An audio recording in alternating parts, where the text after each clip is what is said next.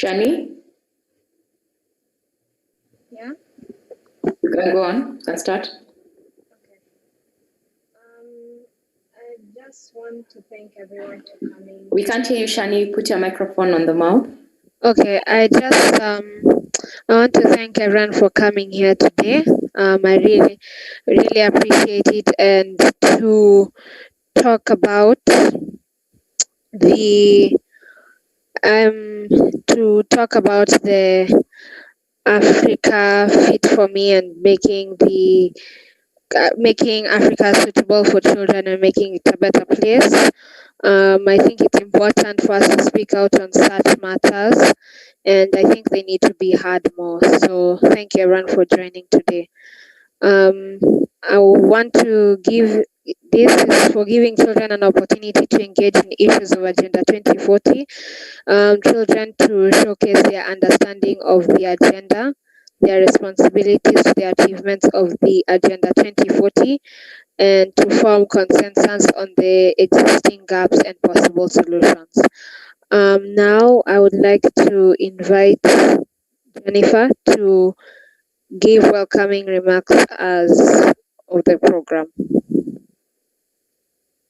Thank you so much. Thank you so much for that, Shani, and being my co-moderator.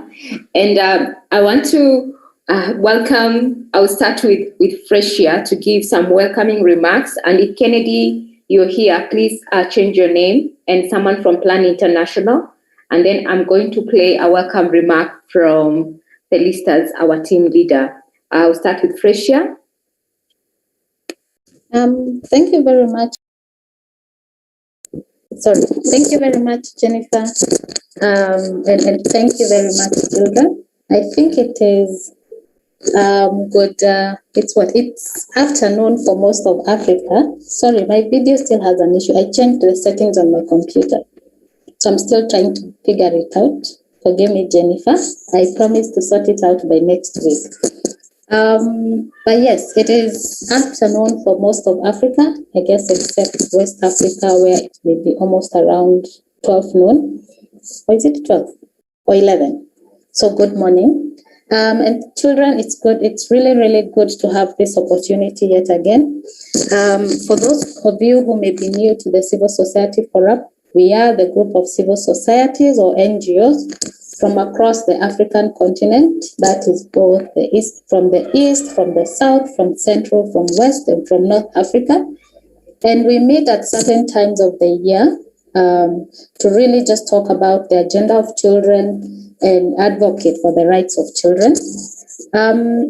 Today, I think this year alone, we've had several activities with children, from the March session where we were able to meet the committee, the Civil Society Forum itself, and we were also able to choose children to present during the Civil Society Forum and also during the committee session. But beyond that, we had trainings for children around early childhood education.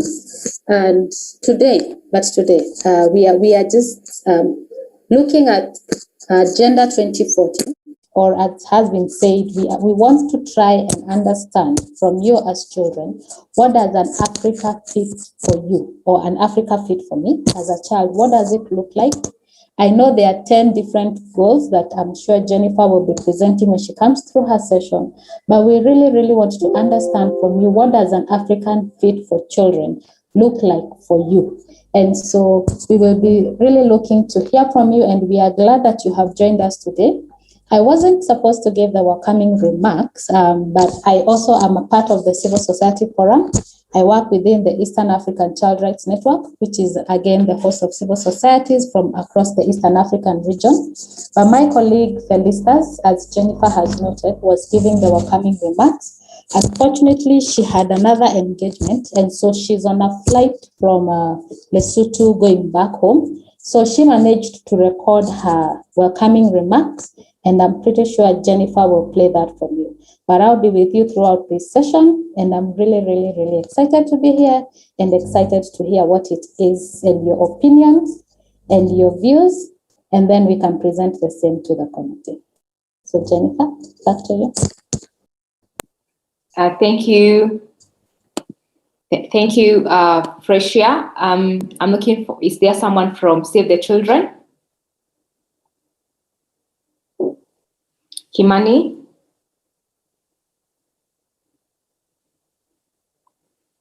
Someone from Plan International?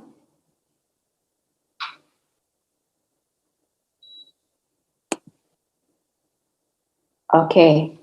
So I am going to play a recording from our team leader, Felicitas. She's on a flight. She really wanted to be here on time, but the flight crashed with her program. So I'm just going to play her welcoming remarks.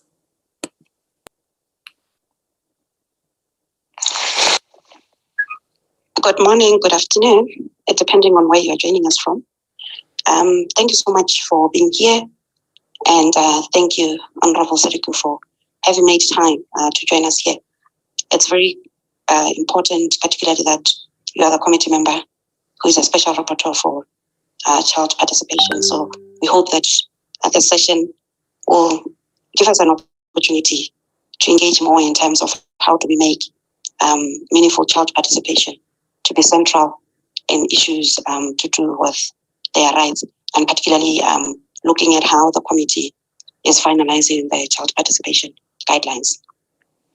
Having said that, welcome children, boys and girls and others, and welcome to your chaperones and your guardians, civil society organizations who have made it possible through mobilization, government officials who have been working with these civil society organizations to get children released, as well as parents who have agreed to have their children as part of this meeting. As the Civil Society Forum, we take pride in the fact that we have taken a conscious decision to make child participation and children the center stage of every engagement that we do. We took an initiative and a resolution in 2019 that we shall ensure that children participate in the many events that we're going to have. And as we took that in 2019 in March, in November, we started in Egypt, where we had close to 11 children, some coming from Egypt, one from Zimbabwe, the other from Lesotho, where we wanted to now demonstrate that indeed we are taking this pathway of ensuring that children are participating in events to do with their rights. And we've seen how that participation has now evolved to now having children sharing a stage with the Civil Society Forum in addressing the committee during its sittings. So we are really grateful that all stakeholders who are here today had played a part in facilitating and supporting us in this endeavor of child participation. Today's meeting really is about children, children, and children. So we're going to be listening to a lot of what children are saying. We're going to be hearing what their views are, but we're also going to be reflecting on some of those views vis-a-vis what we are currently doing in our different structures, but also in the different interventions that we're engaging in.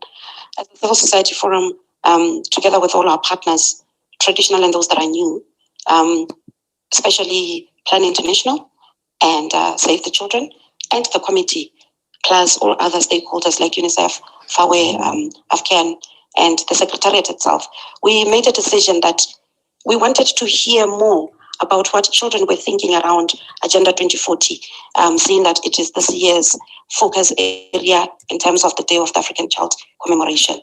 And in taking that decision to focus on what children are thinking, we felt that maybe we needed to be innovative around how best we can do this view and perspective and dialogue with children on the Agenda 2040. We then decided that we would run a survey which would help us to appreciate what children are thinking around the Agenda 2040. Firstly, thinking in terms of awareness. Are they aware of the 10 aspirations?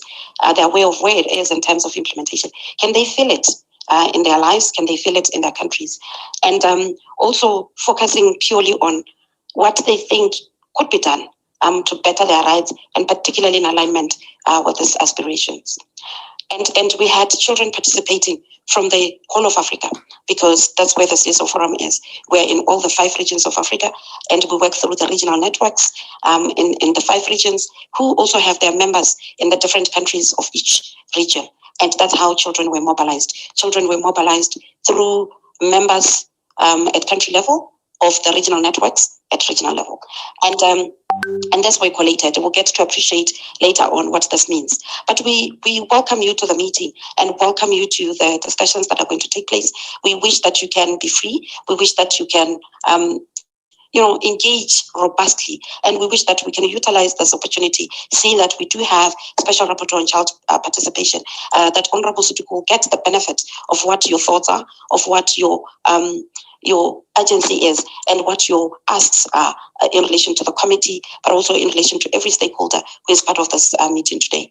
Thank you so much once again, and thank you to everyone who has facilitated for this meeting to happen. I can't thank the Secretariat team enough, the CRINSA team who are leading the CSO Forum Secretariat, yes, Aren, who are co-conveners and assisting CRINSA in this role of Secretariat. The Mtoto News, we can't thank them enough for facilitating the hosting and facilitating the engagement in terms of us being able to meet virtually. And our interpreters, what can we do without you? So thank you so much for being here as well, and making sure that children can talk to each other from the different regions and be able to hear each other, be able to understand each other, and be able to connect. We are really grateful. Once again, thank you so much for being here, and we look forward to fruitful deliberations, and we'll get to interact as these conversations are ongoing. Remember that we do have the chat where you can also, even adults who are part of this meeting, because of safeguarding protocols, where you are ensuring that you are protocoling these children.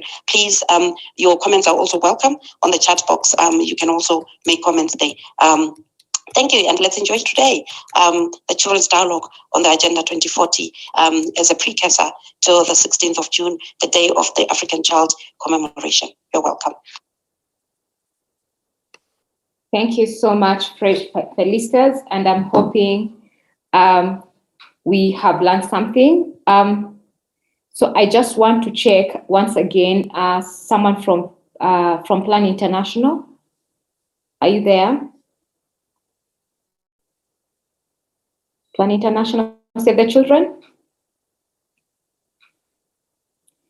Okay. So as we wait for even Honorable Sidiku to join in, I'm going to we're just going to play a small game, and I want us to just understand what you understand by the word African Fit for Children. So I'm going to ask you a question, and then I want to see what you're going to answer. So in the chat box, what does African Fit for Children mean? I just want to see in the chat box, what you think African Fit for Children mean in the chat, in the Q&A section.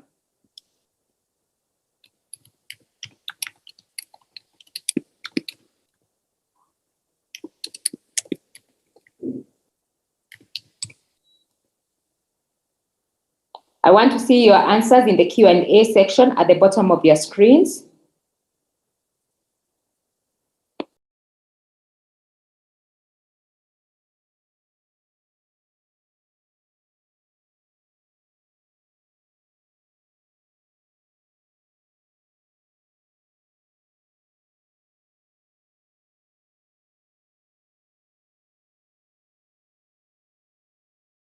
I can't see your answers, guys. I want to see your answers. What does African Fit for Me mean? At the bottom of your screen, please answer the question. What does African Fit for Me mean?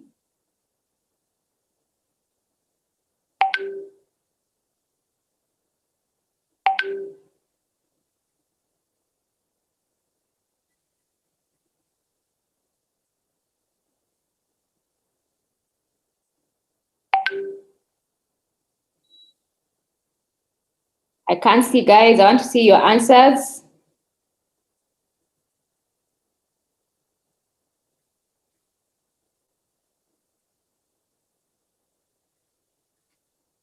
Let me see who has answered. Protection, good job. To be listened and to be heard as a child, good job. Our rights are considered, good job. So I want to see.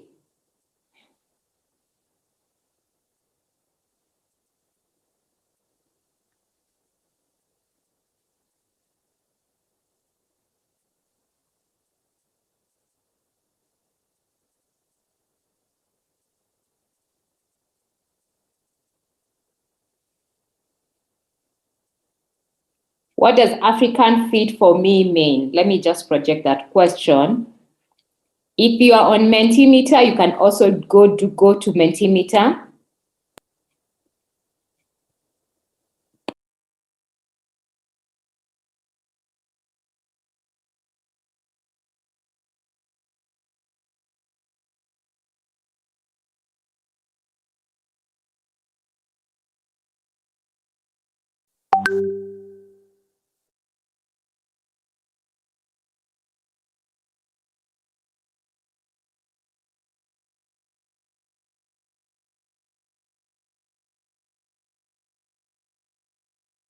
Says, guys.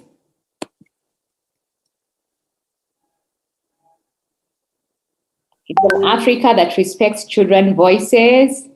It means a continent where African children are considered and listened to. I think the wise, sweet word means Africa comfortable, okay, good, nice, children, What does African fit for me mean?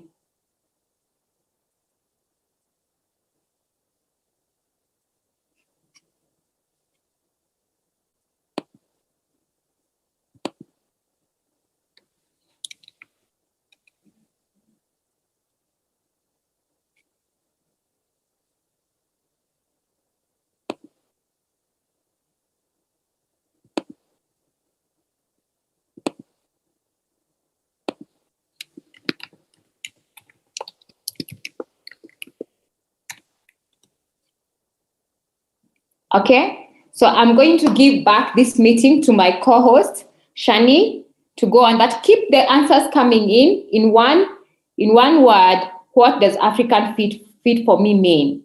Keep the response coming. Keep the response coming. So Shani, over to you. Thank you for giving it back to me. I would like to invite Honorable Sidiko for the opening speech. She around?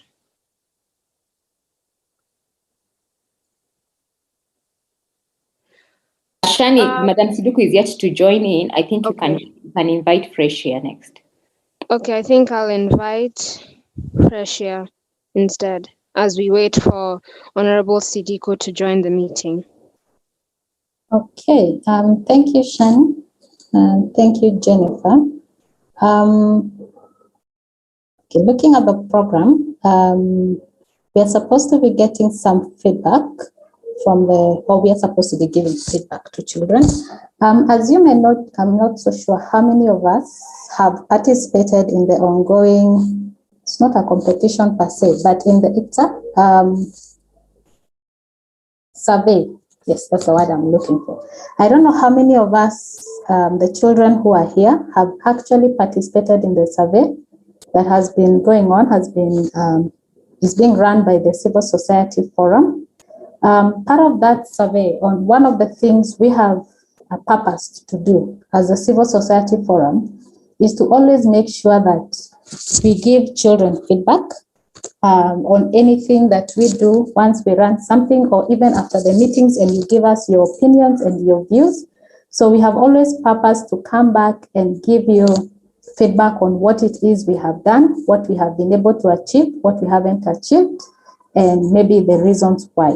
So this year, as Jennifer has said, the agenda for the Day of the African Child is an African Fit for Children. This is really being derived from the Agenda 2040.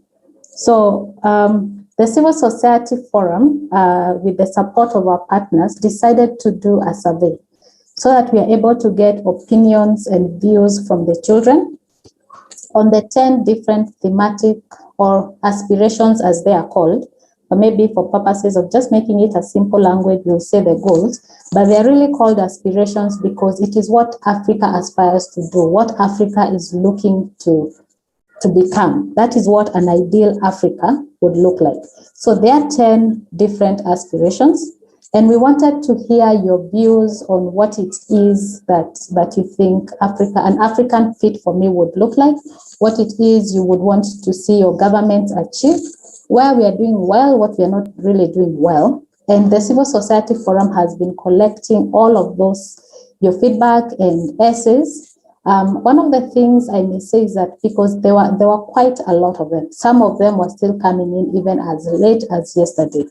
So what has happened is that we may not be able to give a comprehensive report of all the things as children you have said.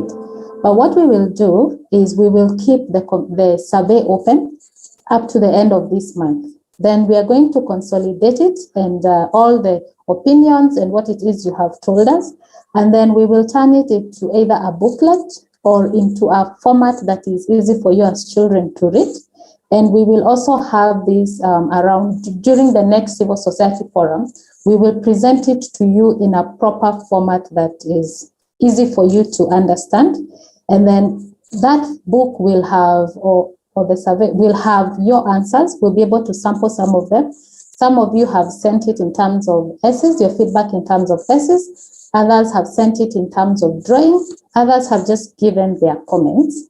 So we are going to consolidate all of that, all the information you've given us under the different essays, and then we will be able to present it to you during the next Civil Society Forum. So we really, really encourage you to be part of the process.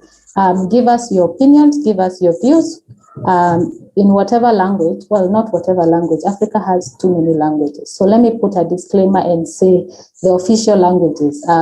English, French, Swahili, we may be able to translate, but Portuguese, sure, Arabic. So even if you give us in those languages, we will just consolidate your opinion in the official languages of Africa.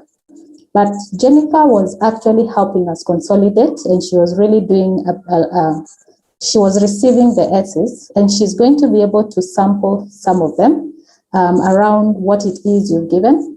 It's not comprehensive, or we haven't done a proper analysis of all of them because we haven't had, there are over 300 of them so far. So it will need us as a Civil Society Forum to take time and actually go through them. But she will just give you a snapshot, as we call it, or just sample a few of the answers that you've been able to give around the different 10 aspirations. But she's also going to take you through each as she's explaining or giving you the feedback on the different aspirations or the different answers that people have been given. She will be able to also highlight the 10 different aspirations of Agenda 2040, what each and every single one of them actually talks about. And at the end of it, she'll also be able to present it in we as a Civil Society Forum, we took the Agenda 2040 and simplified it for you into a language that is child-friendly and is easy for you to understand. So she'll also be able to take you through that. It's not a tool really. It's not a book. I'm not so sure what to call it, but let's just call it the Africa Fit for Children, but in the 10 aspirations in a child-friendly format. So Jennifer? Thank you so much for that. Actually, it is back to Shani to call the next person. Thank you. I would like to now bring in Shani, we can't hear you. Your microphone is off. Yeah. Now, I would like to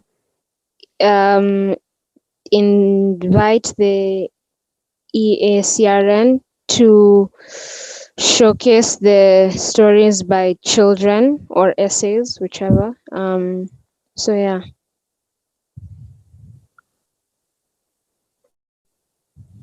Okay, thank you, Shani.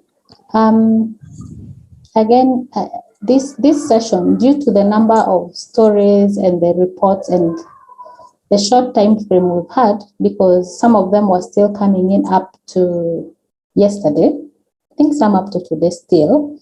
What we will do is we will have Jennifer just give us a highlight of just a quick highlight of what it is she has received so far. But we've not been able to fully consolidate the essays and the survey. So we will be able to consolidate them later in time for the Day of the African Child, but also in time for the next Civil Society Forum. But for purposes of today, Jennifer will give us, she's going to lead us through the session where we go through each aspiration, and then we're able to see some of the responses that children have been given. Then as all of us, as the children present, we can actually discuss and see if we agree with what our friends are saying from the different countries. We'll be able to see if we disagree, we say why we disagree. If we agree, we say why we agree. And then we will be able to consolidate from that. But we're going to turn this into more of a children's event, really, and just hear children's opinions on the 10 aspirations. Is that okay? Okay, back to you, Shani. Thank you, Fresha. Now we want to invite Jennifer to do the presentation of the survey findings by children. Over to you, Jennifer. Thank you so much, children. I want to show my face. So we sent out a survey 2 weeks ago, and we received amazing feedback from all of you from across Africa, I have from Tunisia, from Sierra Leone, from Senegal, from South Africa, from Lesotho, okay? We are from Chad. So we received feedback from all over Africa, and thank you so much, children, because of taking time to participate in the survey. So this survey, as Frecia has said, is not finished, okay? So at the end of my presentation, I'm going to share the link for you to be able, if you have not filled in the survey, you still have an opportunity for you and your friends to be able to fill in the survey. So I'm going to do a quick presentation on what you told us. So it is you who told us. So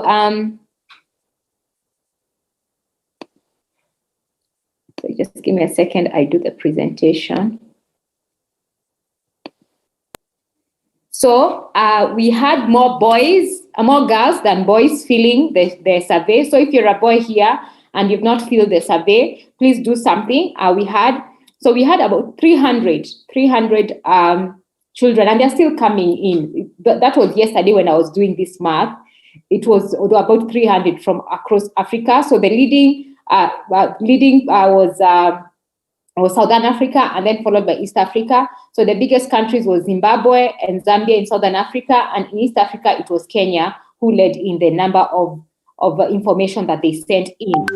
So so you can see there. So it was Southern Africa who has sent a lot of information, followed by East Africa and then Central Africa. If you're from North and West Africa, please fill in the form. I'll share it immediately after this meeting. Okay. All of us said that we know the charter, okay, and we know this charter from our friends, or from school. Some of us have been taught in school, and from meetings like this one, the meeting that we are holding today. So you have known about the charter because of these meetings that we hold, and you have known about the charter. So going to the aspirations. So before I go to the aspiration, I want us to know what these aspirations are about.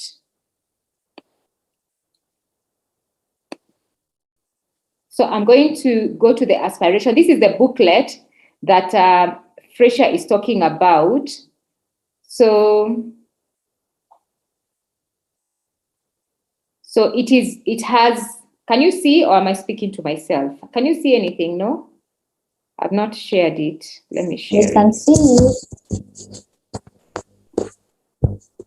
Okay, so I'm just jumping into so it's very friendly. So I'm going to go to the aspiration, and then you will see how you answer to each one of the aspiration. So we wanted to learn about how do you know about Africa, and then, okay, just give me a second. I think my scroller is not scrolling. So do you know about Africa?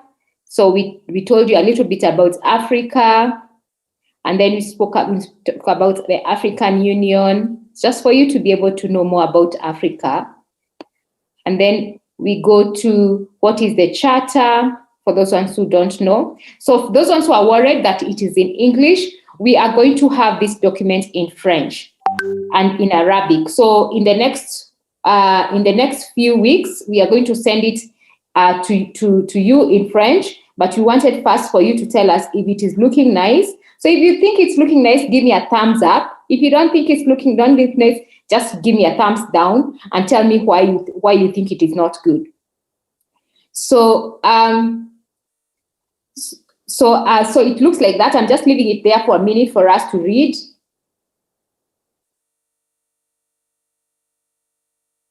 And then for the interpreters, I have sent it to you on your WhatsApp, just in case you need to interpret. I've sent the small book into your WhatsApp so that you can help us in interpretation. So we talk a little bit about the Charter.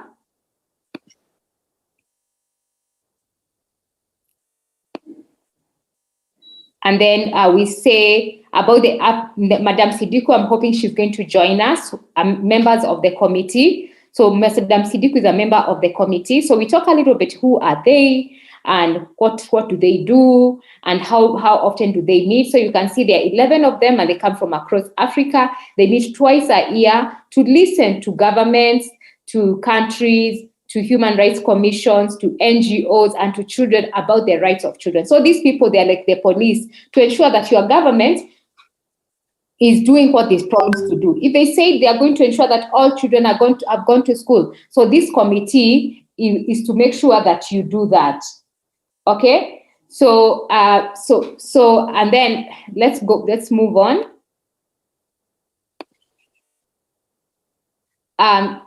In 2016, during the 25th birthday of the Charter, the African Committee of Experts developed 10 goals. Okay, these 10 goals are meant to check whether governments are meeting their promises to children so that they can grow up happy, healthy, and enjoy their rights. Okay, these goals. Agenda 2040 calls for government to make progress on children. In 5 years, the government needs to tell the African Union its progress in meeting its promises to children. Okay? So if you don't understand anything right now, please let me know.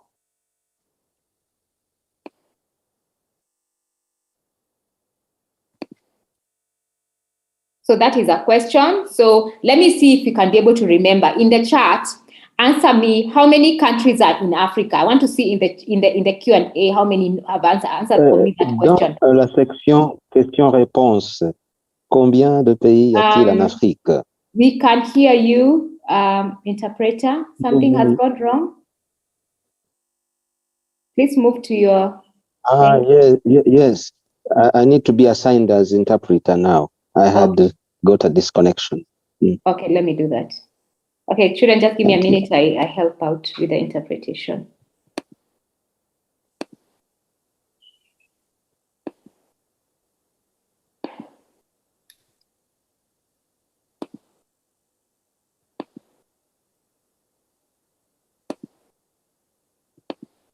Okay, let me go on. So I want you to answer me the question. How many countries are in Africa? African countries join to form which organization? I want to see in the chat box. The Children's Charter is a document that has the rights of How many people are in the African Committee of Experts? And how many goals are in Agenda 2040? I want to see, let me see how many people have answered. I'm going to call out your name. So let me see in the Q&A.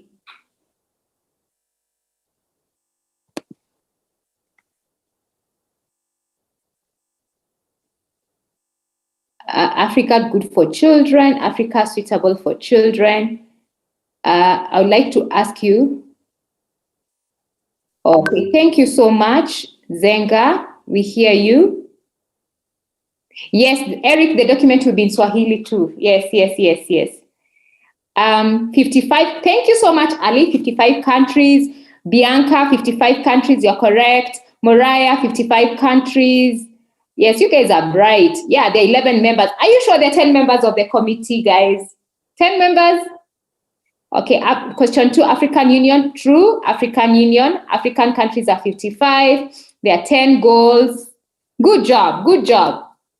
So now that you understand a little bit about Africa and the African Union and the African Charter and the Children's Charter and the African Committee of Experts, so we move on to the goals.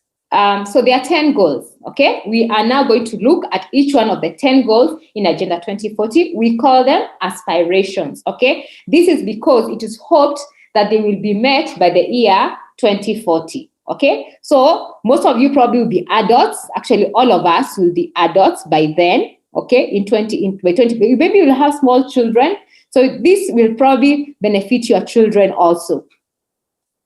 So aspiration 1 goes, countries in Africa have made the charter as part of their laws, and all children know about the charter. Okay, this is a goal, is about the charter. The charter is made up of children's rights. Some of the children's rights include right to life, right to quality health, right to education, right to justice, and right to play. Okay, these goals also includes African Committee of Experts who ensure children's rights are promoted and protected. It also ensures that when children's rights are violated, then we can report to the committee and seek justice by submitting a communication procedure. So that is there's a whole document on communication procedure that we are going to talk about much later, not today, okay? So in this document, we are asking you, what are you going to do about this? And for those ones who have answered the survey, we asked you, what do you want to do, okay?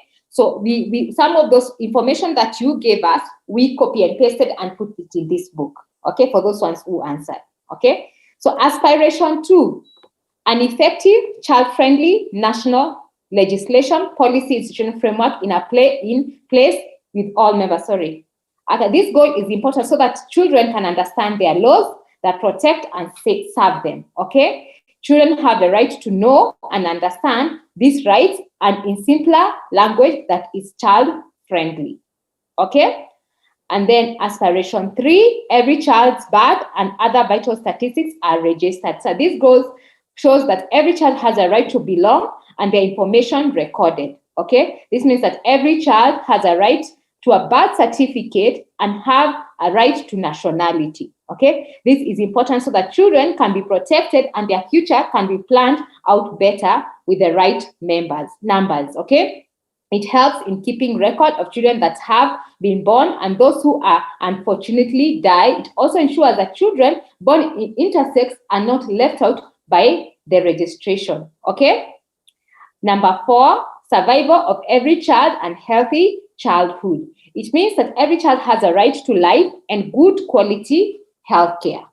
Okay. I'm going to go very fast because of time. Children should therefore have access to basic needs such as clean water, good hygiene, and enough food for all children. Children access. So, and then number 5, every child grows well nourished and with access to basic necessities. Okay. For a child to survive, they need sufficient nutritious meal that is well balanced. It means children should have access to clean and healthy environment, get proper medical care when sick, get parental care and protection from discrimination or stigma. Every child benefits fully from quality and equitable education. So this means every child has a right to quality basic education. No child should be out of school. Even children with disability should have access to education and the right to right services and tools to learn. No child should be discriminated against. Thus, it is equally important to boys and girls and intersex children. School is important for child's development, mentally, physically, emotionally. It helps them build their identities and abilities. Okay, number 7, every child is protected against violence, neglect, and abuse. Okay, children should not face violence, exploitation, or abuse. Okay, children should be protected at all costs from being recruited as soldiers, forced labor, child trafficking and pornography, sexual exploitation and abuse, harmful cultural practices such as FGM and child marriage, gender-based violence, and child torment and torture, societal stigma due to their disability or medical condition. So in case you are abused or know of a friend who is being abused, call 116. You're using any line and you can get help. Number 8, children benefit from child-sensitive criminal justice system. Children who are in contact with the law or under justice system also have rights and they should be protected. All countries should set up a minimum age of criminal responsibility to be 12 years. Okay, number 9, every child is free from the impact of war and other disasters or emergencies. Every child should be free from conflict. This means war has to stop in Africa because it's harming children. It means that children should not be recruited as soldiers. Armed soldiers should be trained. Jennifer, hello, Jennifer. Sorry, can yes? you speak a little bit slowly I'm so the sorry. interpreter also? It means that children should not be recruited as soldiers.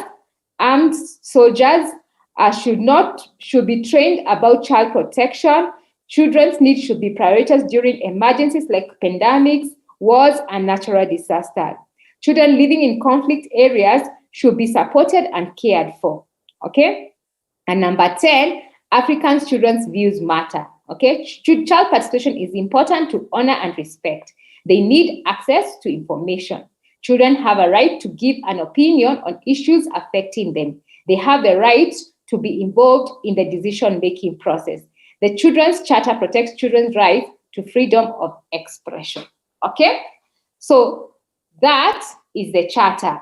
So out of that, if you have any questions, please put them in the chat and we are going to respond to them. Thank you so much, guys.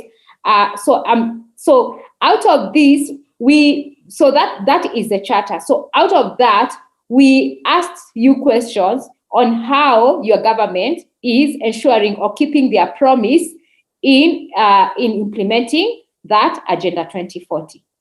Okay, so I'm going to pause and allow a few of us to speak. So Shani, are you able to help me to moderate that? As people lift up their hands, they can be able to talk. So lift up your hand. If you're there, if you want to speak, please lift up your hand and we'll allow you to talk.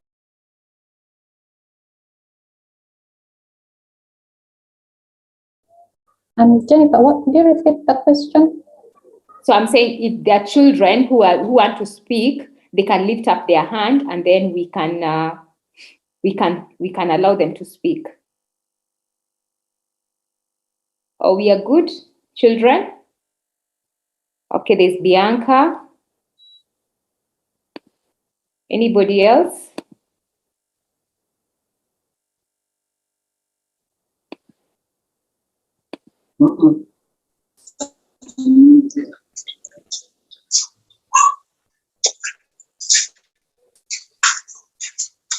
Hello.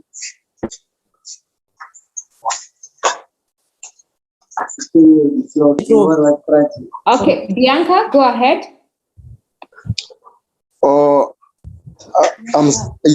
It's Bianca's small brother. I'll be having the floor since Bianca is not available at the moment. Oh, go ahead. Yeah. We have a center that we are running here in Namibia, and we see how the children are struggling, and we try our best just to help them and through their struggle and all.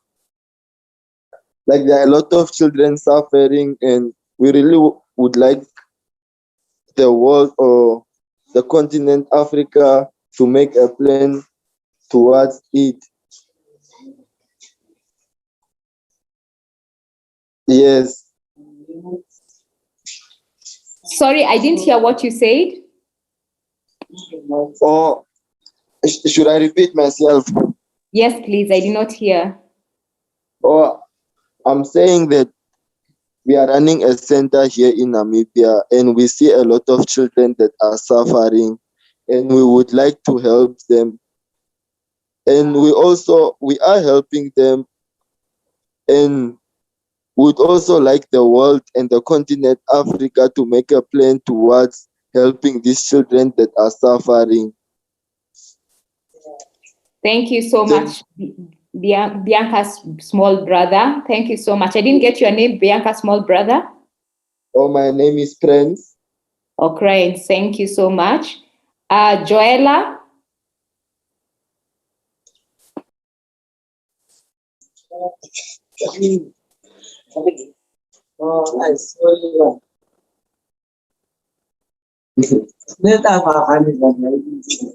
I get help from here.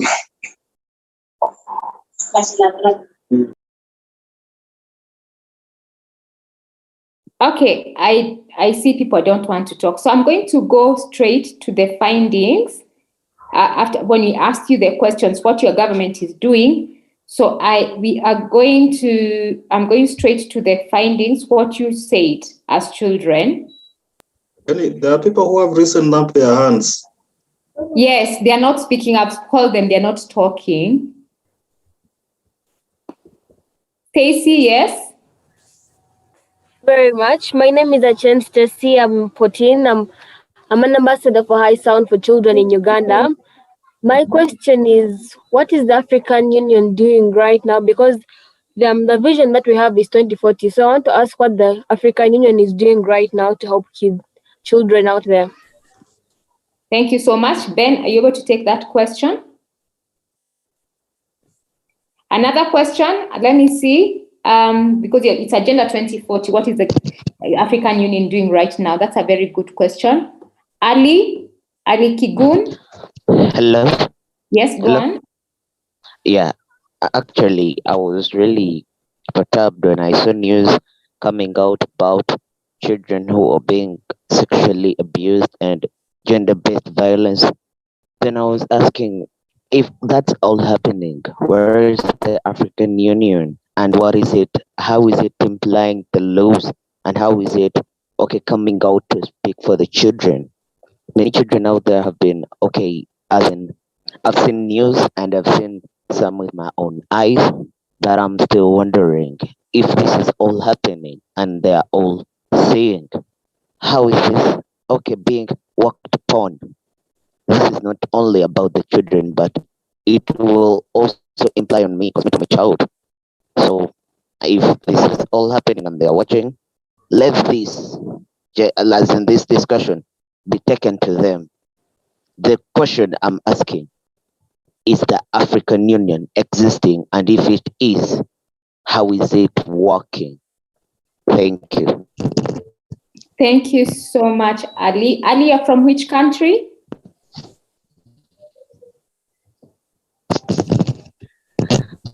And I'm from Uganda. Are you from Uganda? Okay, I'm from Uganda.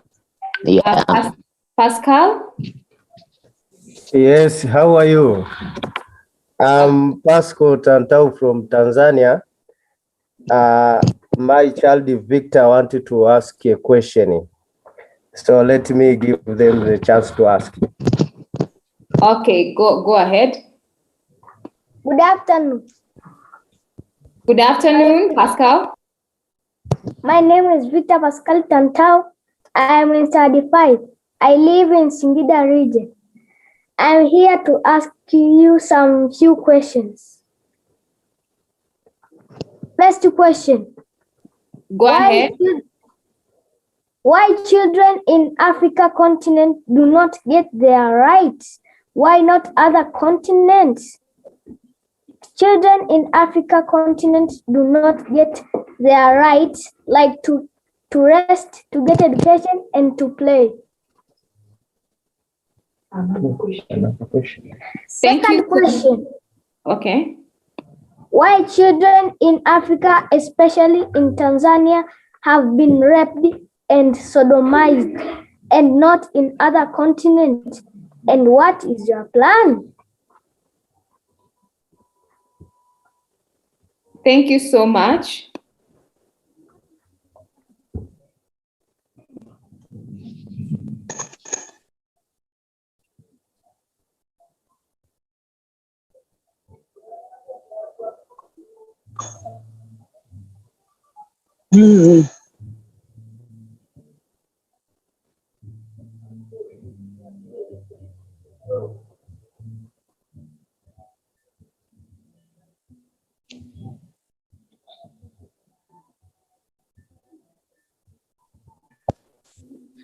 Hello.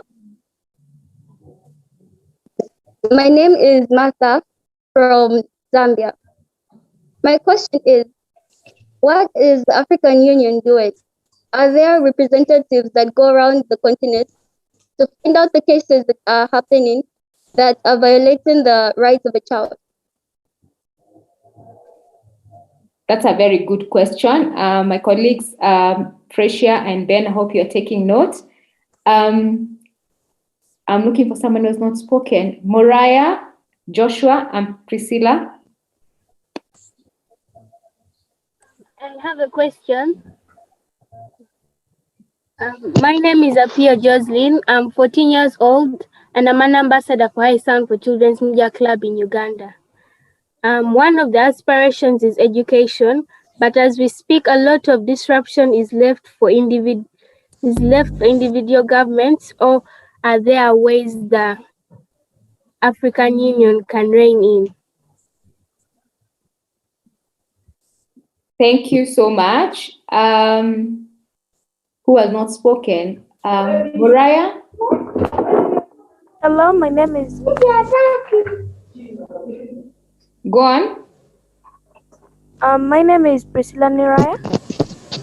And my question was, what is the African Union doing to help the street children? Thank you so much. I feel I should go into the findings before we start answering these questions. And then Abisai. Abisia.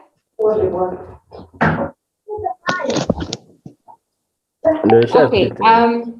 Ben and Frecia, are you able to get in and start responding some of the questions? Thank you, Jen. Just to mention some few, and you will be supported by my colleagues. I'm Ben Omilo from the Eastern Africa Child Rights Network, and we are the co-host of the CSO Forum. The East African Child Rights Network is headquartered in Nairobi, Kenya, and we work with my colleague Frecia and Jen as a member of the CSO Forum. So actually, I'm quite impressed with some of the questions coming through and about what the African Union is doing, and generally the African Union architecture on child rights is very robust. And starting with the African Commission on Human and People's Rights, and also the African Charter on the Rights and Welfare of the Child, we have the African Committee of Experts on the Rights and Welfare of the Child, which they have very, very robust engagement and monitoring processes that go down to the country. We have the feedback mechanisms, and I believe some of the representation of the committee will be are on the call, whom they will be going into details. But in a nutshell, briefly, there's a lot that have been put in place. Like every country is assigned a commissioner or a rapporteur, whereby they have to report on each country that they have assigned. The commissioners are not just there in the committee. they are very, very committed people, and they report on the situations of each country. Again, the African Union framework of reporting or annual reports that each country has to submit their reports, periodic reports after every, 4 years, also is a good mechanism that gives the African Union has set out, whereby through the committee of experts, each country reports on what they are doing on about children, including issues around child sexual violence and also education, health, and all the sectors. Again, there are rapporteurs on each thematic area who visit these countries, who are partner states to the charter, and they report. The committee has a mechanism where they can put sanctions or advice on the way forward if there are violences experienced by in certain countries, and which affects children in one or another. So there is what they call concluding observations, which is a very robust also mechanism where the civil societies and the country are supposed to follow up on what is being done and implementing these concluding observations. And that is the work of where the CSO forum comes in when it comes to advocacy and ensuring that the state or the government, who are the duty bearers, and ensure that these issues which have been risen are addressed. To make it more interesting is that even the committee, the African Committee of Experts, have given us as CSOs and children opportunity whereby we have the children's report. So children's voices are also recognized, and they listen to the children. We have children addressing them and raising their issues. So apart from the robust mechanisms that they have established, where they can even come to the country and listen to the children, listen to the civil society organizations, and have their response to those issues, including ensuring that or advising the government to put in place mechanisms that address those issues which have been raised. Recording in progress. That is what the African Union has done. And not to talk much, I'll allow the rest of my colleagues to also come in and particularly discuss the details of the remaining questions. Thank you. Thank you so much. So I have my colleague Admak Moyo. He's an expert in children law, and he was listening in, and he can answer some of the questions that you are asking. Admak, are you able to help us to answer what is their children who are being raped, their children who are being abused? What is the Africa? And then there is a very interesting question that we are talking about Agenda 2040. That is in 2040. What is the African Union doing right now? So that is their question. What are we doing right now? Dr. Admak, you need to unmute yourself. All right. Thank you, Jenny, for that. I want to thank the children first for coming to join this session and for the interesting questions they are raising. So the question on what is the African Union doing right now, I think I should say maybe to begin with that a lot is going on, although because of COVID, most of the actions of the African Union have been affected, just like every other area. But you will note that, for example, the committee has got 11 members, as you have learned. These members are allocated specific tasks to go to different countries, sometimes on mission, to find out what is happening. So we also even have members of the secretariat there that often work with these members of the committee. So they can, for example, let's say a country is at war, the special rapporteur on armed conflict can then arrange to do a mission to see what is happening in that country, and then to advise all the African Union organs to take action to make sure that the children are not suffering from violence, and also to limit sexual exploitation. So missions are just one of the ways.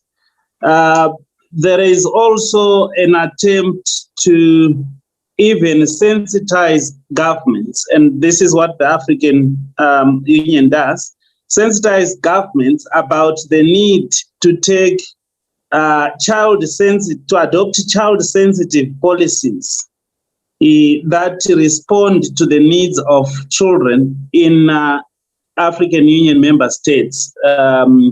So basically all African countries. This can range from, for example, advice on the need to increase the budgets that are allocated to children so that more children, for example, can have access to free education, and that those who don't have support can get support if the budgets at the national level or in the countries is increased.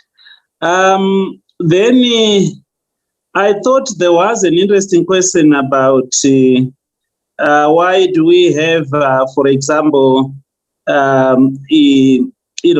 more sexual exploitation in Africa and elsewhere. I just wanted to advise the child that these problems are happening everywhere in the world.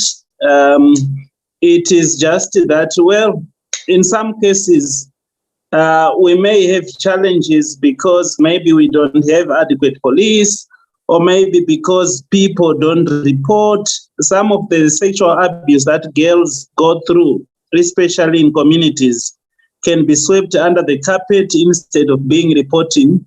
And I also wanted to put this as a challenge to all the children who are in this session, to say that the responsibility also to make sure that you enjoy your rights also lies with you. How? Because it is you who live in these communities. It is you who go to the schools where you see the abuse. It is you who go to the hospitals where the abuse takes place. So you also have a duty to report cases of abuse. It is you who can see child marriages where girls stop going to school. It is you who witness teenage pregnancies in African communities. So you have an important role to play in making sure that by 2040, children will be enjoying their rights more than they are doing now. So for now, I think perhaps I should leave it there, Jenny.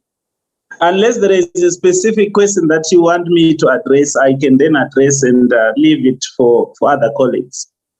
So I can see we still have hands up, and because this is your children event, our children are our bosses, so I think we'll just go on and hear your questions. We have a lot of people who can be able to answer the questions here. We have Frecia, we have myself, we have Eric, we have Admark, we have Ben. So you can ask questions. We will try to respond. If you're not able to respond, we'll make sure that in the next meeting we have an answer for you. So I am Joella. You had already asked your question. So please, if you ask your question, please lower your hand. So I'm going to start with Stacy. Jenny, there was a question. Sorry, there was a question that I think Admark should, I request Admark to respond to. There was a question about, I think it was about common approaches on education issues, especially in this COVID situation, whereby there is a lot of disruptions, and you find one country is locked down, another one is going on, education is going on, and there was a concern, I think, from Stacy or Achan from Uganda, who wanted explanation whether there might be a common approach or what the AU African Union is advising. Thank you.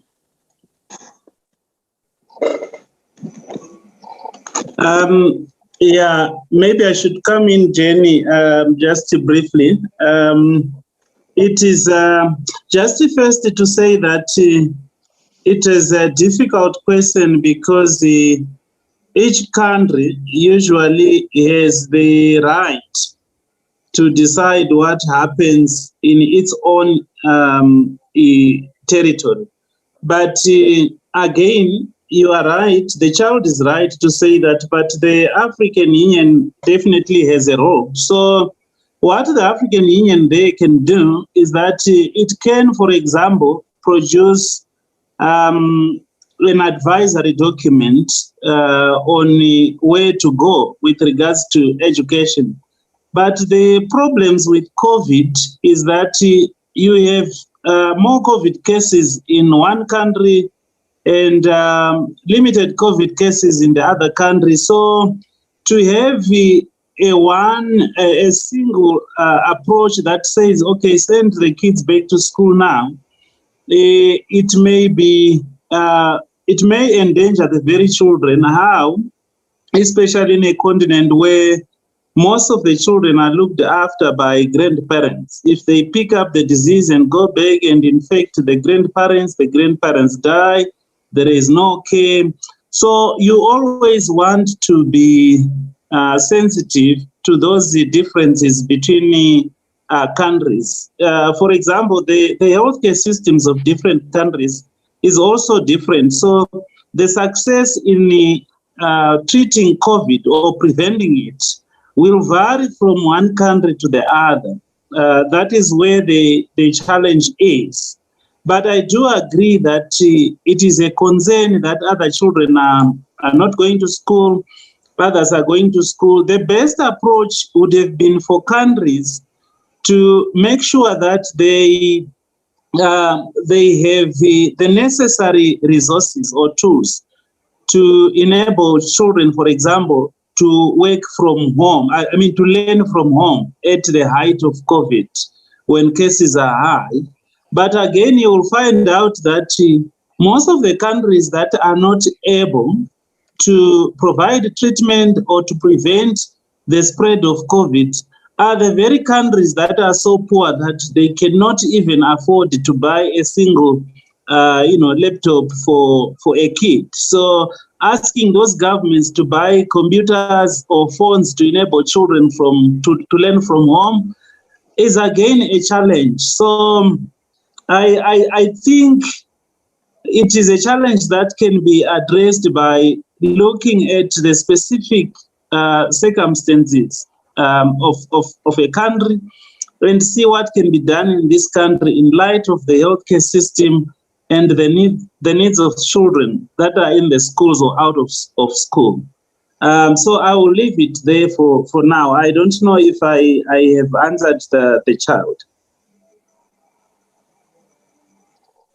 I hope you have been answered, the one who had asked a question. And then we have a very interesting question in the Q&A. There are people who are shy. They don't want to ask loudly. So they are typing their questions in the Q&A section. And we have a very interesting question, which I'm going to ask our colleague Eric to answer. They're saying, I'm from, I don't want to mention the country. So they're asking, how do you deal with, Eric, where is that question? I was trying to look for that question. Okay. Specifically, the education system in Uganda, especially those rural areas, have the tradition of children understanding their teachers after being beaten. Okay, this makes some children, especially guys, lose morale for studying and end up dropping out of school at an early age. How is the African Union curbing this? So, Eric, are you going to try? And that, I think that's aspiration 7 on corporal punishment. Eric? Absolutely. Thank you, Mariah and Priscilla. I think this is a very important question. The issues of use of corporal punishment and other means of violence in schools is very common in many countries, not just in your country. But African Union, apart from formulating treaties and laws, I think those that your government is supposed to sign and commit and make also laws for your own country that will protect you. but African Union always use their own forums and platforms like meetings with your president and your ministers to remind them that they need to make effort to ensure that as much as possible, children enjoy education in school and have a good relationship with your teachers.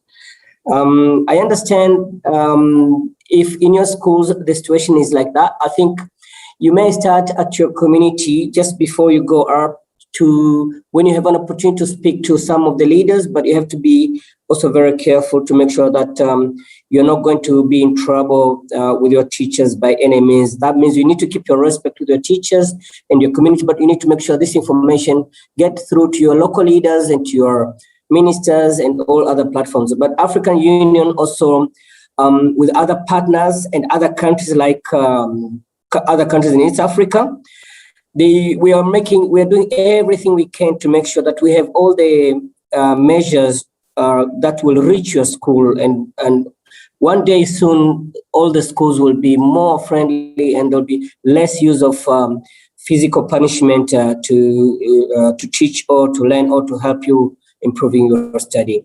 I'm so sorry. I understand how sad it is and how fearful it is, and it's not happy to see that some kids are dropping out because of the measures teachers are using. Thank you. Jenny, if there's any other colleague who can add up, it's okay. That would be great. Anybody else wants to add? Freshia, Ben, Admark? Jennifer, I think Eric has really covered it well. And again, it also builds on the answer that Ben had given in the mechanisms or the different methodology within which children can participate, or how the African Union actually monitors what is happening in the country. I'm not so sure how many children in this forum have been part of the treaty reporting to the different African Union or the different treaties that their countries have signed on to. But that is one methodology where children actually get to give their views and give their voices, and they're able to pinpoint out such issues. If corporal punishment, because punishing, that is not punishing children, it's actually beating children, it's actually corporal punishment. And many countries have actually outlawed it. It's actually illegal in very many countries. But as Kuga has noted, it still goes on in some of the regions and in some of the countries. And when such a thing is an issue, if we raise it, especially during such venues like when we're doing treaty reporting, when you're meeting with your different NGOs, when you're meeting even at school and actually raising your voice and actually articulating and saying that this is wrong, because no child should be able to be denied education or because of how the teacher or because they're experiencing violence. Even as you're saying, you can see the African Union in its Agenda 2040, as you've rightly put it, Jennifer. When we look at Aspiration 7, it's talking about every child needs to be protected from violence. When a child is being beaten up, it is actually physical violence, which is actually illegal. So every child has the right to go to school, has the right to enjoy being in school and actually learning in a way that actually doesn't harm them, that they're not suffering any harm when they're in school. So yes, I think it was Moriah who had raised the issue that yes, as children, that is illegal, and as Guga is saying, we really do hope that as more countries actually adopt the law banning corporal punishment, and as this information is shared within the community, then we will hopefully see an African that is free of violence. Back to you, Jennifer. Thank you so much. There's a question in French, and I would like Dr. Frank to be able to read it and maybe respond it because of our colleagues who are francophone. I will not attempt to read it. I have sent you on chat, Dr. Frank.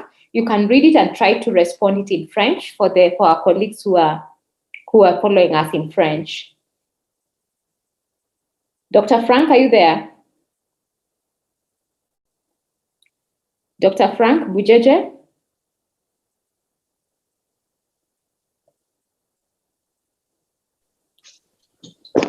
Wait, Jenny. There's a question I've sent you on the chat. It's in yes, I'm there. French. I need to respond to it.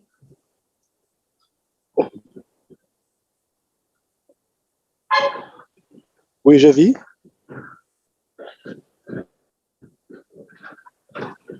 So they're asking if children, they have right to watch television. Okay, you can respond to that. Do you, and then you can answer, you can ask them to ask questions also. To watch TV, yeah. So pour moi, alors pour cette question, ce que je peux dire, c'est que chaque enfant, comme on l'a dit, ils ont les pleins droits. Même le droit de regarder la télévision, il est parmi les droits qui sont là. Mais ce n'est pas une obligation, puisqu'il y a des familles, par exemple dans l'Afrique, il y a des familles qui n'ont pas les moyens d'acheter la télévision chez soi. Mais si on tient compte ici chez nous, par exemple, les au Burundi, là, on met des télévisions au niveau des internats, mais on les donne l'accès pendant des heures limitées, puisqu'il y a un programme. Et aussi même dans les familles, de temps en temps, parce que les enfants, quand on donne l'accès beaucoup plus à des télévisions, ils ont accès, de temps en temps, ils oublient même d'étudier. Et aussi, il y a des chaînes qui ne sont pas autorisées à regarder. Il y a également même des films qui ne sont même pas autorisés. Donc, pour mon intervention, donc la télévision, c'est l'un de les droits, mais nous devons aussi également voir quel type de chaînes qui doivent être observées, comme par exemple les dessins animés.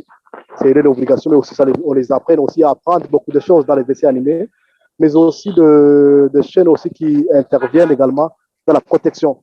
Ou aussi, c'est comment un plaidoyer. Ça serait mieux aussi comme dans nos pays respectifs ou dans d'autres pays, d'ajouter aussi que de certaines séances de formation des enfants.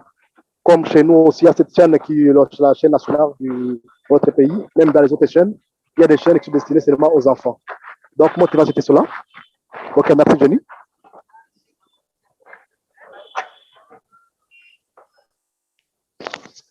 Thank you so much, Mercy. I'm going to go to the next round of questions because you guys are making us, this is your meeting. Stacy, you have a question, and then we go to, I'm looking for people who have not spoken yet. Phyllis, and then Kisa. Stacy? Can you hear me? Yes, we can hear you. Go ahead. Okay, yeah. My name is Stacy Pola. I'm reporting live from Uganda. So my concern is all about these children that conflict with the law. Okay, in a nutshell, are we also eligible to legal representation in case we conflict with the law? That's it. Thank you. Thank you. Freshie, I hope you can take that note. Let's take a few more questions. There is Abisie.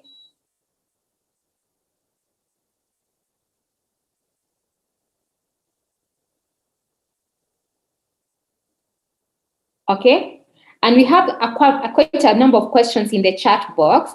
So I'm going to read them through, and then we can be able. So, like, how does the UN? So here we're talking about we are talking about the AU. So probably I would just ask, how does the AU deal with children who are killed during political war in our country? Because more than one child died, and on top of that, children are being kidnapped. How is the AU dealing with that? So the other question is,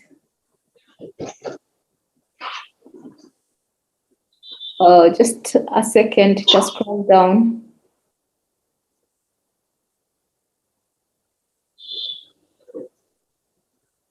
How is the AU working with the media? Because to advocate, we must consider different modes. Okay, someone else. I think I will answer that one. Joella, I think you've already answered that. Legal representation, Freshia and Admark.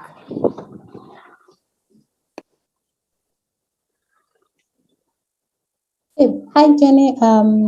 Thank you. Who asked? Sorry, I've forgotten the name of who asked that question. But it was interesting. Stacy. Okay, from Uganda. Jenny, you want us to speak? Yes, you speak after Freshia. Okay. Yes. Stacey, it's interesting that you have raised that question because last year we were looking at, when we were looking at the theme of last year, we were really looking at juvenile justice and what courts ought to do to protect children, I'll say from what we learned or the feedback we got from some countries or the countries last year, countries like Kenya have actually, by law, it's actually in law that children should be able to get legal representation free of charge from the government. And actually, children cases, you have said children in conflict with the law. To demystify for that, for the rest, for those who are not legal practitioners, a child in conflict with the law is a child who has been found or who has been brought to a court because they may have committed a crime. They are the children we call children in conflict with the law. We have other categories like children who are in contact with the law, who may either be like children who have been lost or who may need the intervention of court for one reason or another. But one of the things that, or as the discussion was ongoing last year, is that countries ought to have already started to put in measures to assist children who come before the court to navigate the court system. I mean, going to court is intimidating even for adults. So can you imagine what it is like for a child who is supposed to go to court and actually defend themselves before a judge or before a magistrate? So a lot of countries have started to put in measures. I know even a lot of NGOs actually work around this, and they represent children free of charge. So no matter the country, I know you're in Uganda, we have organizations there that actually facilitate children or actually represent children in court free of charge, but it's within the law. I mean, like, let me give a case of Kenya. I know we have the current, under the judiciary, they actually assist children. Advocates take the cases free of charge, and then they're given a small stipend or some little money by the government to actually facilitate children's cases or represent children in court. So the level of facilitation may differ from country to country, but the bottom line is children should actually not be able to, or should not be expected to go to court and represent themselves. We are also expected to have, when you go to court, I mean, the setting of or the setup of the court should be child friendly. In some countries we have children court, in some other countries we don't.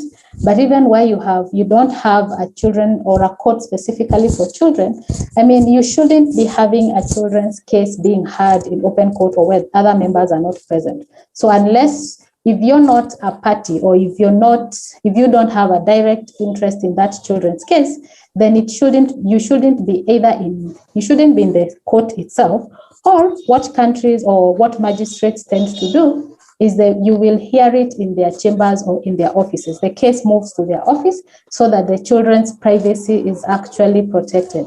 So in terms of representation, even when the court are actually announcing the cases that are supposed to be heard in court, or the court list, the list that they use to announce the cases, when it's children, we actually don't write their names in full. So I think even in the court records, we do not write the children's name or even the parents' name in full. So child safeguarding and child protection and the do no harm policy, making sure that we are not harming children beyond. So it's actually something you can argue for when you go to court. That is both the local, using your local law. If the local law doesn't have, using the African Union, the African Charter on the Rights and Welfare of the Child, and the UNCRC also, to actually argue that you shouldn't be forced to represent yourself in court. I don't know, Admak may have something to add to that. Thank you for that detailed explanation. And unfortunately, I caught you somewhere in the middle because I was using my French interpretation and forgot to come back. So I missed the first part. But just to add a few things, that legal representation is very important because most of the kids that go to jail don't deserve to be in jail. But I think somebody is interrupting a bit. Jenny? Hello, bonjour. Jenny? Yeah, I don't know if people can hear me, but... Yes, we can hear you, Admak. I can hear you. Yeah, so I was saying that I was going to say that I think one of the challenges with being represented as a child is that very few lawyers actually know a lot about rights. So sometimes you may be represented, but the quality of the representation may be not that good. And I think it is a challenge that everyone else has to embrace, that we need to improve our skills in representing.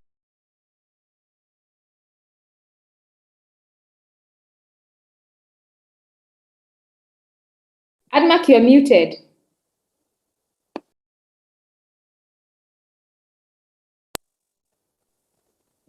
Hello, Jenny. Now we can hear you. Yes, somebody had muted me, but yeah, I was saying, so the quality of the representation is important. I keep on hearing echoes. I don't know what is really happening. So I think I should maybe end it there just by one word to say that when we represent children, we have to make sure that they are not, we don't put them through what we call secondary victimization, where the child, for example, who has already been raped, is moved from one place to the other. So you are moved from the lawyer to the social worker to the health officials, and at every point you are retelling that story that you went through. And this is the role lawyers can also play to say that, okay, what are the best ways in which we can represent the child without making them victims of secondary victimization. So I'll end there, Jenny. Thank you so much, Admak.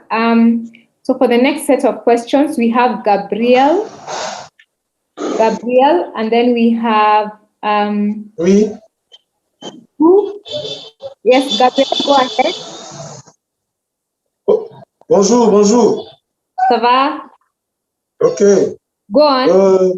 Je suis Gabriel, président de la République démocratique du Congo. Je suis encadreur des enfants handicapés de 0 à 20 ans dans mon ASBL.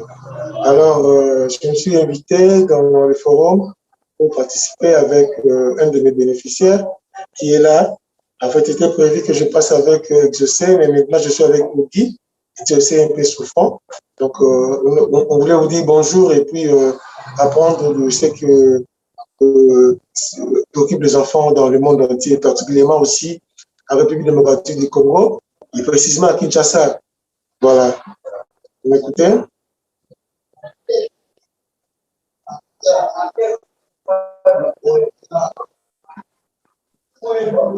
Thank you so much, Gabriel. I'm looking for someone else. Abasie, and then Kenan Aman. Kenan Aman.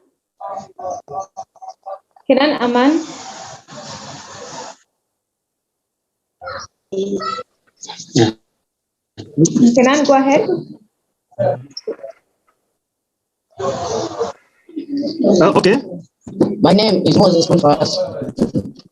I'm 13 years old. I come from Zeda Tabora, Tanzania. My question is, why the leaders of the African Children's Rights Committee, when visiting Tanzania, do not meet with children in the region, especially Tabora? That's a good question. There was someone else who wanted to ask. Phyllis, yes?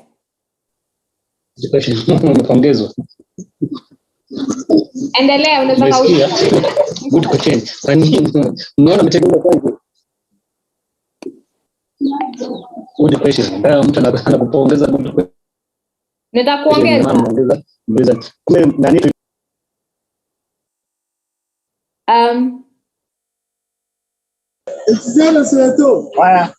Go on, Donald.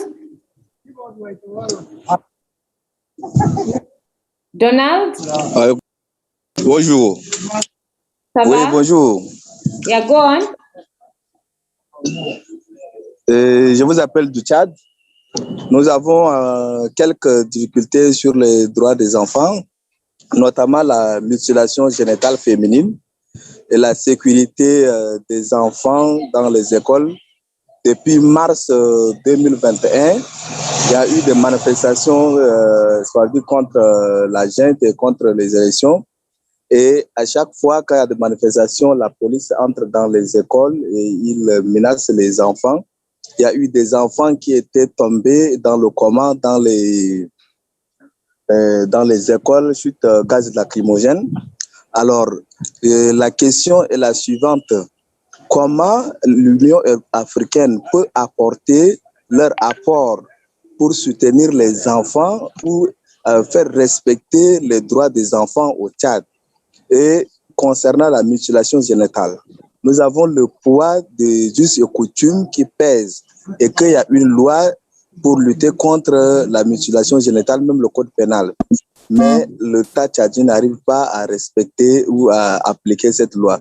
Et j'aimerais poser la question aussi, que face à cette situation, comment l'Union africaine peut, ou le comité des experts peut apporter leur solution au pays qui est en difficulté pour le respect des droits de l'enfant.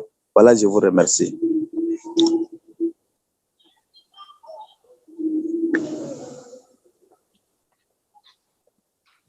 Thank you, Donald. Lisa? Good evening. Good evening. Can you hear me? Can you hear me? Yes, we oui, hear je vous entends.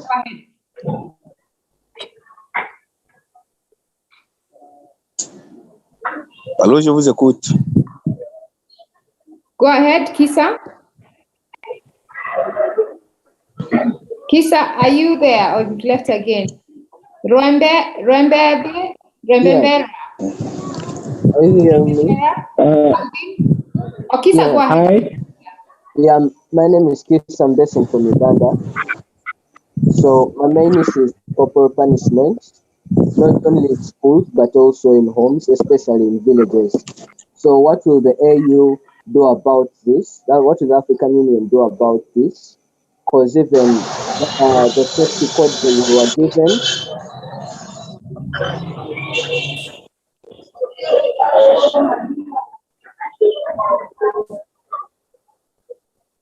Kisa, go ahead. Kisa, unmute yourself and go ahead.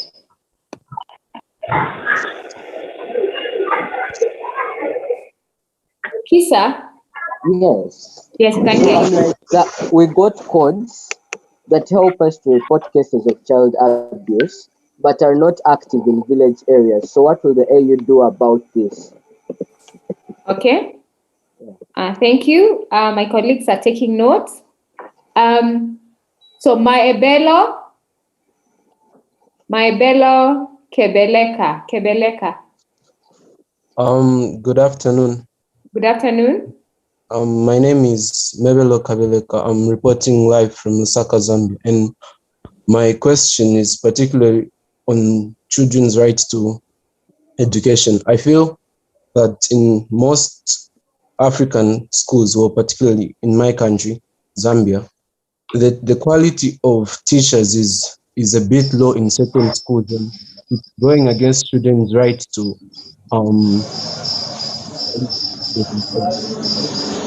My Bella, we lost you. I feel that the quality of teachers in my country is a bit low. So this leads to children having poor results. So if the AU can improve on the school teachers in my country, it would really improve children's right to education. Thank you, my Bella. I'm going to go to Rembebera Alvin. Hi guys, my name is Rembebera Alvin, and I have a question. I've seen girls work as housemaids in Uganda. I'm asking myself if it's right.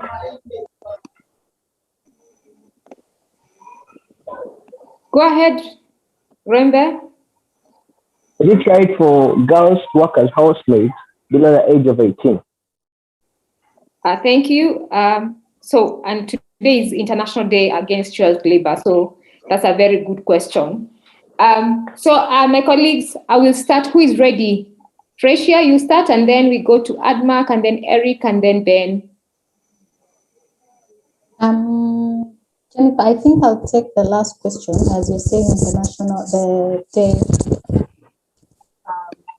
International Day Against Child Labor. It's interesting because almost all of the UN signatory member countries have actually ratified the International Convention, the ILO Convention. And one of the things we are saying, I don't know, there's such an echo, is that children, as he's asking, a child can't generally be working as a house help if it goes against or it interferes with their day-to-day general rights. I know we say from around 16 years of age, children can do light work, but as long as it's not detrimental to their health, and it also should not be really contrary to their rights. And for most of African countries, from 0 to 18, you're really still a child.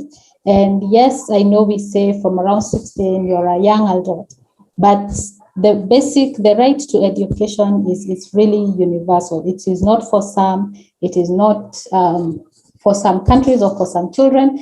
And interestingly, it is the children from the rural who are brought them to the cities to actually act as housemaids. But yet these children are supposed to enjoy rights, just as those children who are in the urban centers. So going to school, and I think we've seen a lot of governments now putting efforts towards free primary education, and some countries free secondary education.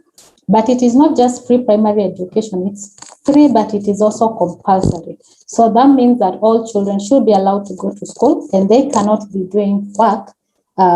Again, for those of us who work in the area of counter-trafficking, because we see there is an element of, it wasn't optional for the children. It wasn't really what they want to do with their life. And nobody told them that or gave them the opportunity to go to school. And some it's ignorance, because some people will believe that you're helping the child, or that child is working and then the money is sent back to their parents or to help their families. But really, nobody in that situation, or where we have those situations where someone is employing a child and sending money back to the family, no one is really looking at the aspect of this child, the rights of this child who is actually expected to work, and how they are working and not going to school, or how their working is impacting their life and their livelihoods. So to answer that, child labor is actually illegal, and all children should be able to go to school and study and make something out of themselves. Jennifer, back to you. Thank you so much. There's a question, Dr. Frank. It's in French from Yael from Madagascar. So thank you so much, Yael from Madagascar, for joining us. So you can check that question as Admark and Erica answering the rest of the questions. Admark, are you there? Yes, I am here, Jen. So I'll attempt a number of questions, then others can add. Why does the committee not meet with children when they visit countries? I think the committee is taking child participation very seriously. It may be that sometimes when they visit, their timetable is so packed that there is no time to do other things that are out of the program, or that they might actually meet other children, and then the other ones are also not aware that the committee is meeting with children. But I can assure you, if you look now at the members of the committee, you will notice that there is a member who is tasked to do specifically work on child participation.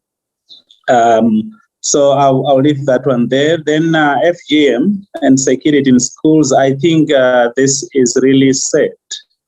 And I can tell you this, that the African Union and the committee have tried to emphasize time and again that states must abolish female genital mutilation, they must abolish child marriages, they must abolish all other harmful cultural practices. So it is said that this is still happening, and the response from the states is harsh on children. What I can assure you is that, for example, when these states go to report to the African Commission or the committee on what they have done to improve children's rights, the committee usually issues what are called concluding observations. And in those observations, the committee requires states to do specific things to ensure that female genital mutilation is not seen anywhere across the continent. So it is said that it is happening. But we do hope that things will change, especially if countries listen to what the committee and the African Union are saying. Then the corporal punishment in schools and in the family home. Corporal punishment is violence against children. That is my approach. I don't lift my hand to beat up my own kids. We sit down, we discuss, and we find each other.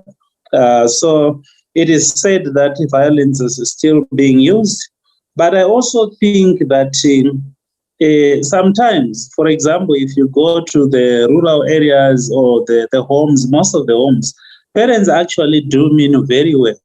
But sometimes it is because they haven't had the opportunity to learn about how this violates children's rights and why it is wrong. So there is also need for training. We should train communities, we should train parents, and even schools. I have always emphasized that when you are training your teachers in the colleges, you must have a section talking about, for example, the law governing the schools.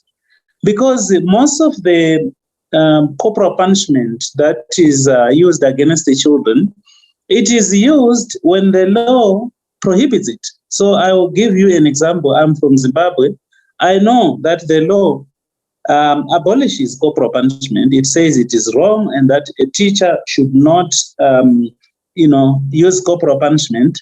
But teachers, as I speak, still use corporal punishment. So it's also training. And remember, this is an issue where you have to change community attitudes. So it takes some bit of time. But I also think that the courts could send a very strong message by, for example, punishing those who continue to use it in the schools.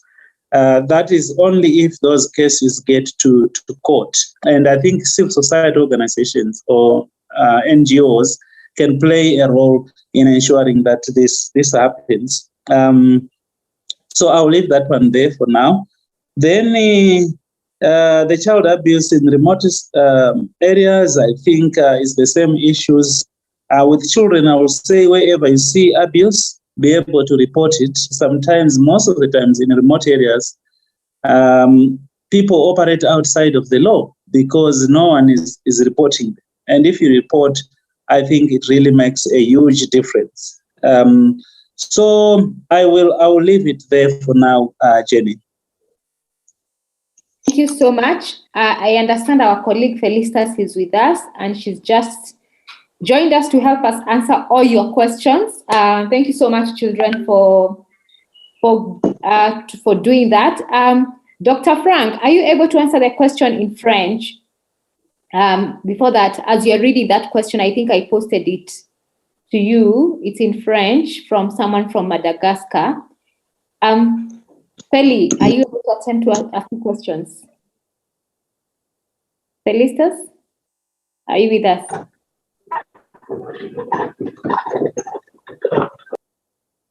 Felicitas, you're muted. If you're talking, you're muted.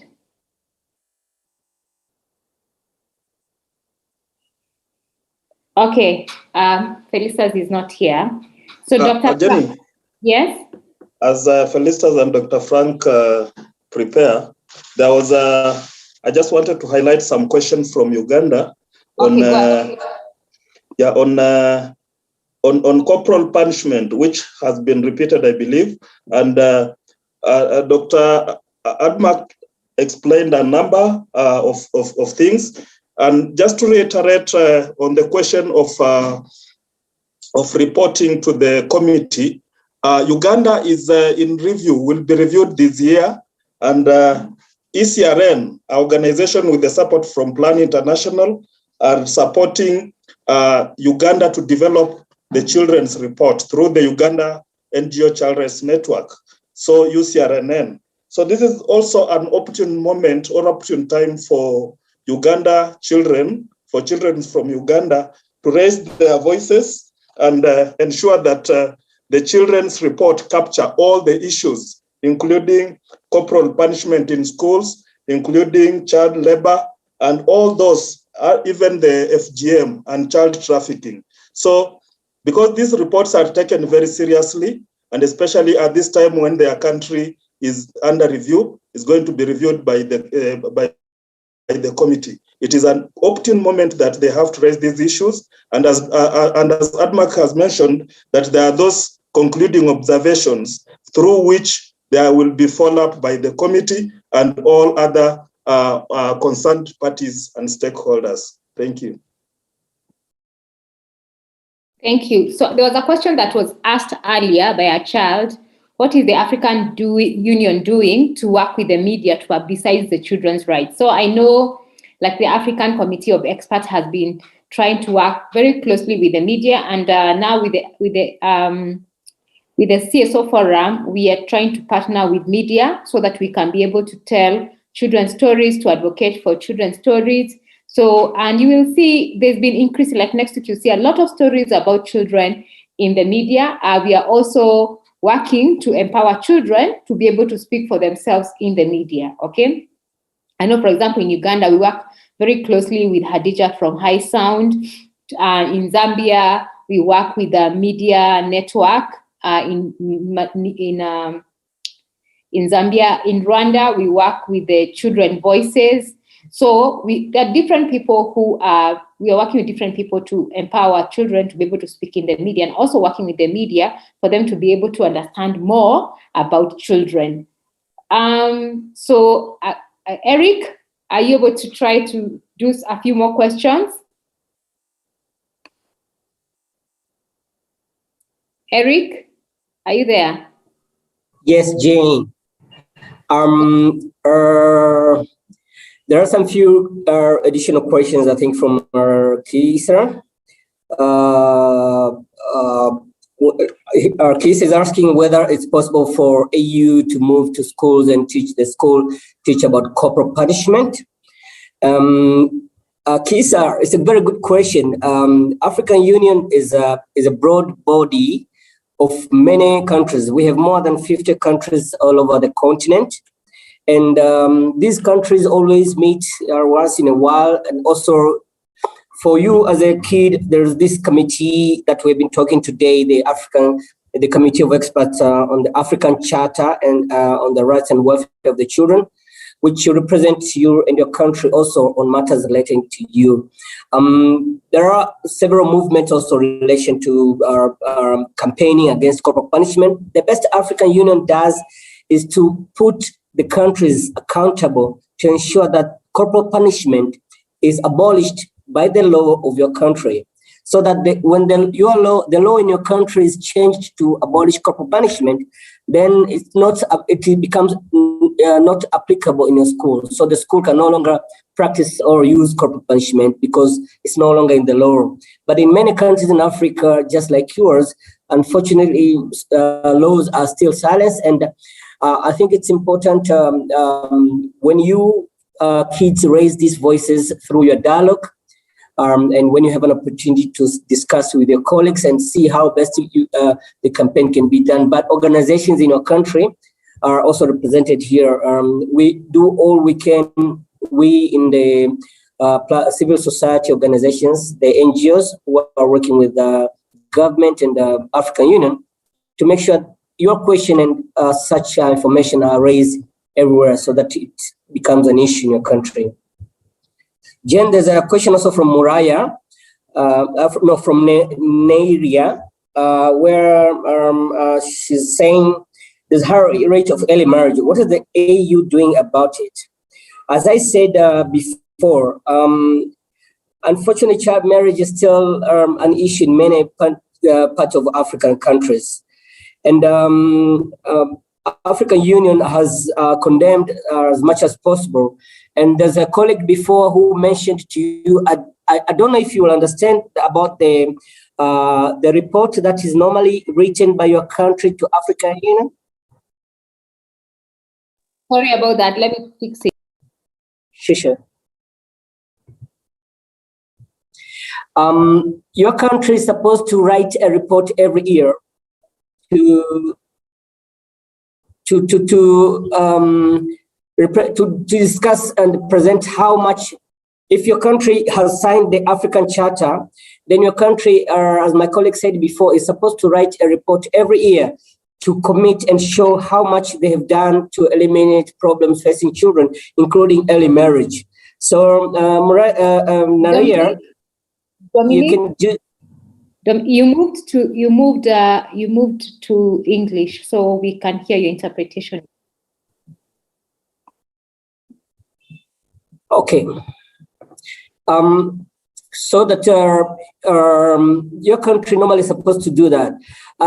You may have to find an NGO nearby you if you don't have access to government procedures for writing this report, and ask them to follow up if they can make sure that issues of early marriage are also included in the report, so that the NGO can put pressure to the committee at the African Union to make sure that your government is also answerable and make effort to ensure that early marriage is also eliminated. But in your community, as I said to Kisa, I think it's important to start raising dialogue in your schools, and whenever you have an opportunity in your community, in your church, to make sure those issues that are facing you children are also addressed by the parents and the community. But what is important, stay safe. Thank you. Jen, over to you. Thank you so much. Ben, did you have any question? Felistas, have you managed to join us? Not yet? Felistas, are you there? Not yet. So, I'm going to go to the next set of questions. Thank you, children, for speaking up. So I'm going to go to Ali. No.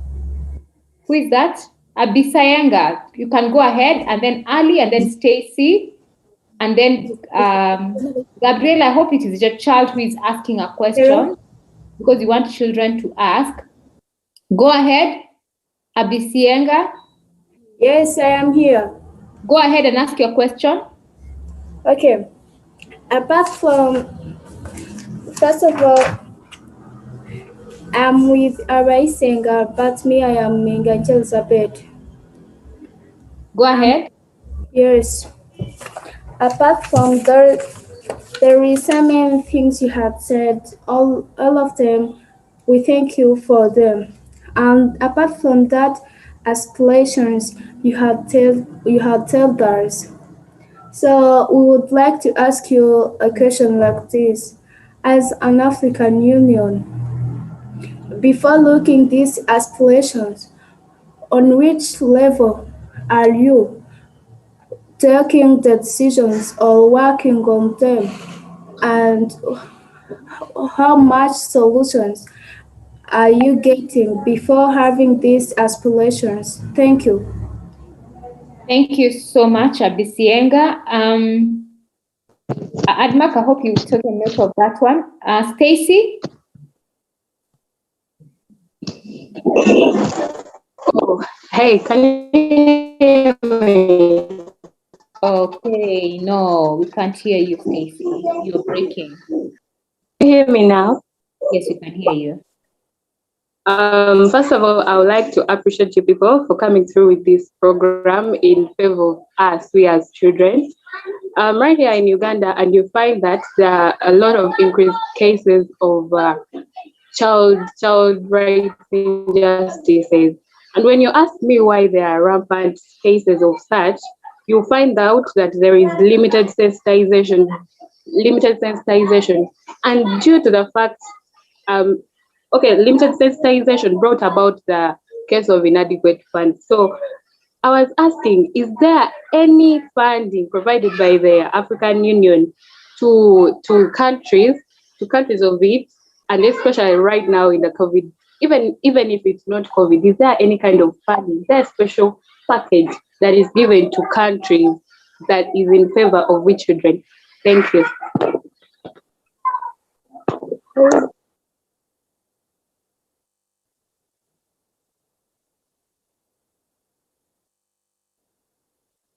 Okay, thank you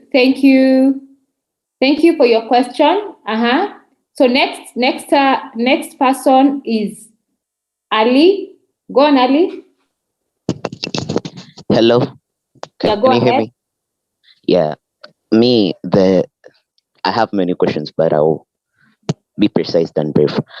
The first question I would like to ask is, during these political wars we've been having in Uganda, there is enough evidence to show that people have died.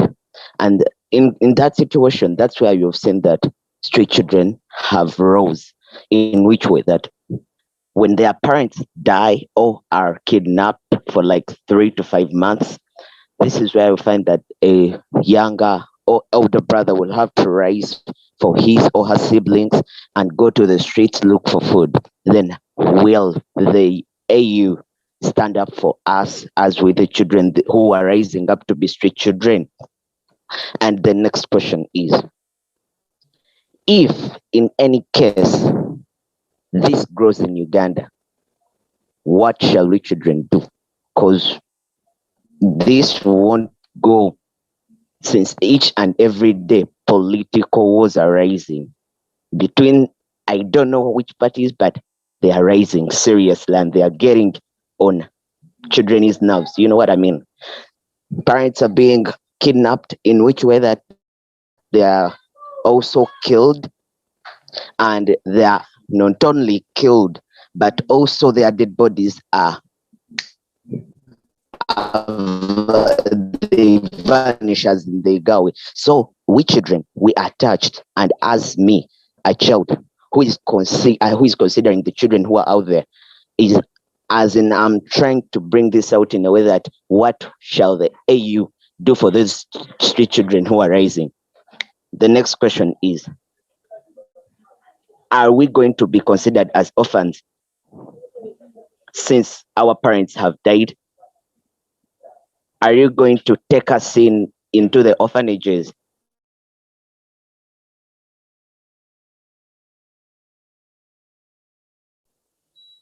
Ali, we can't hear you. As in for you to understand. Thank you. So anybody, I think I just want to finish up with this. I think we're going to do this for the next 10 minutes and then we can move on to the next agenda. This is very interesting. I'm trying to see who else has not spoken. Stacy, have you finished speaking? Have you finished with your question? Yes, I'm done. Okay, thank you.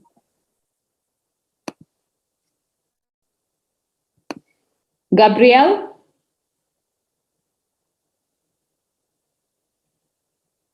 Go ahead, Gabriel. Oui, je suis là. Je suis là. D'accord, comme je vous disais que je suis avec un des bénéficiaires, il a 11 ans. En fait, nous sommes ici en République démocratique du Congo, précisément à Kinshasa, mais il y a beaucoup d'enfants qui ne sont pas vraiment encadrés. Et puis, c'est ça que je me demande aussi, l'Union africaine fait quoi? Et puis, dans les cas où nous sommes maintenant à Goma, là où il y a déjà des éruptions volcaniques là-bas, il y a aussi des enfants qui ont perdu la vie, et puis des enfants qui souffrent déjà dans l'histoire de malnutrition parce qu'il n'y a pas vraiment la prise en charge. Donc, qu'est-ce que vraiment l'Union africaine a programmé pour les enfants du Congo, et particulièrement à Kinshasa, parce que je vois les organismes ici à Kinshasa, Soft Children, les véhicules qui circulent, quels sont vraiment les objectifs pour les enfants? Donc, nous qui encadrons les enfants, comme particulièrement moi, j'encadre les enfants handicapés de 0 à 20 ans, et tous les vulnérables, et je vois quand même il y a beaucoup de difficultés pour les enfants là. Bon. Et quels sont vraiment les objectifs de l'Union africaine et puis comment pallier à cela, nous qui sommes les ASBL, tout. Voilà.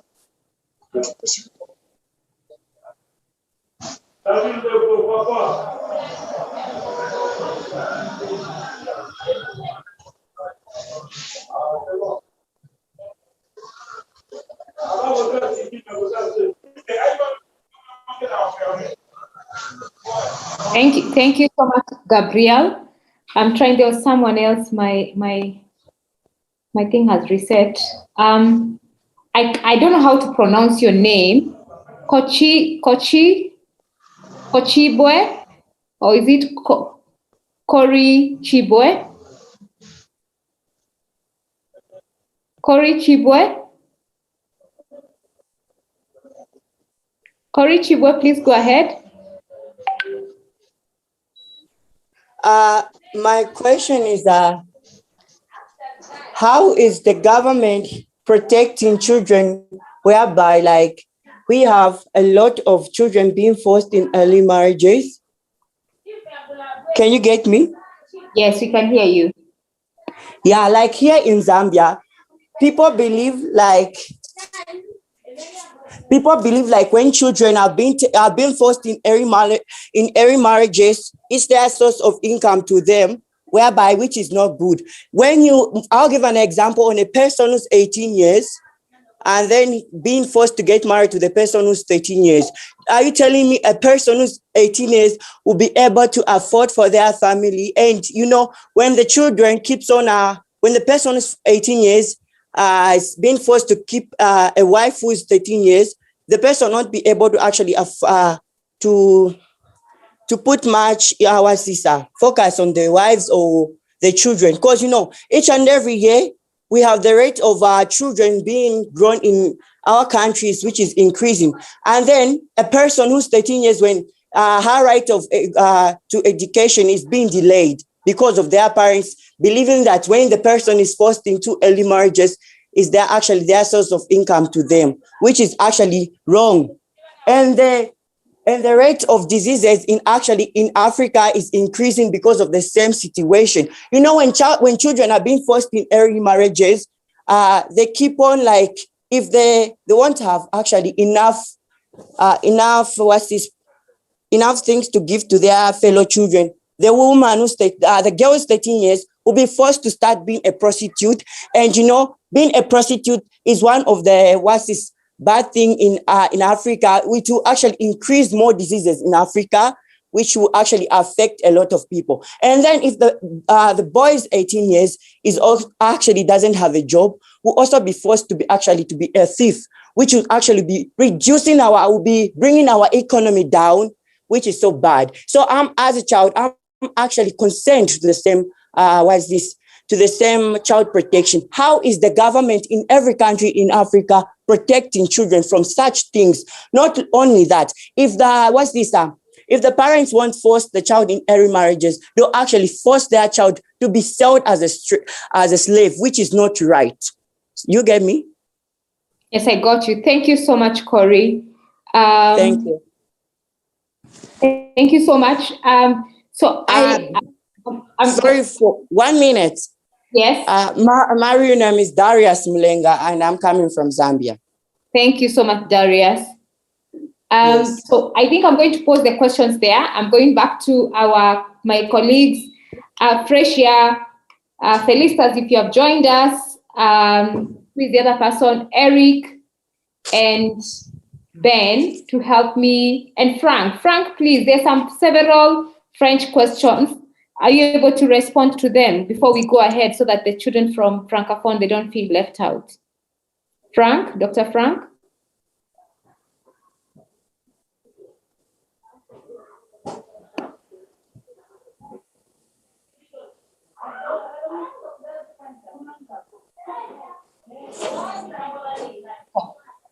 Okay.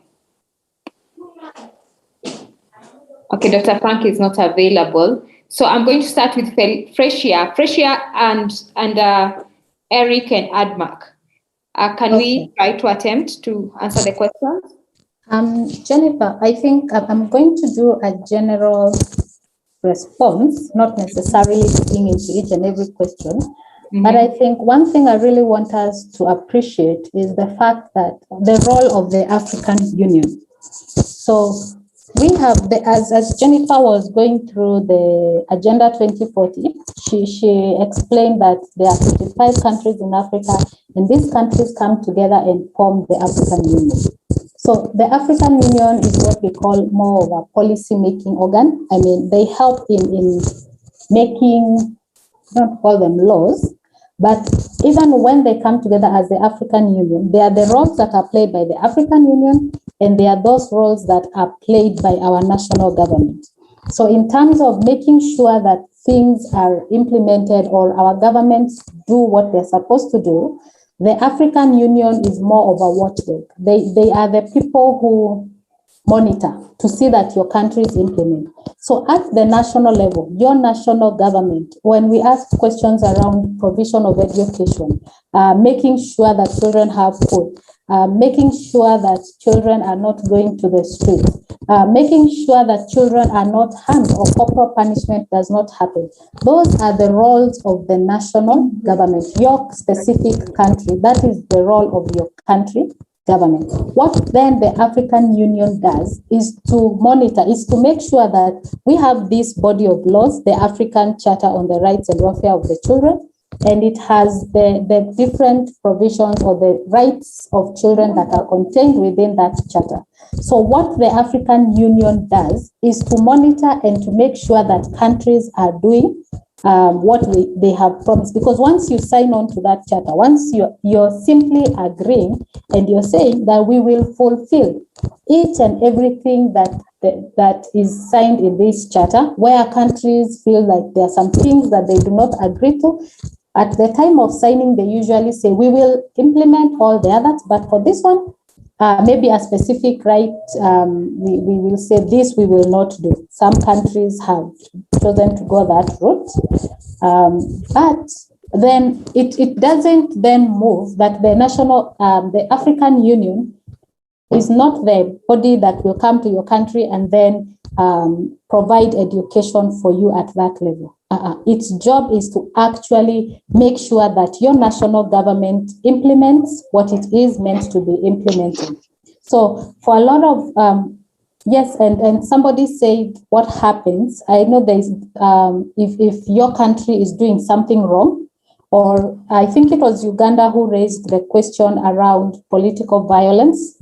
And so where your country is not doing what they have said they would do, or your rights as contained in the charter, that is the same thing that Ben earlier had noted, that you have a methodology or a mechanisms where you can engage with the committee. There are different methodologies in which, even as children, you can engage with the committee.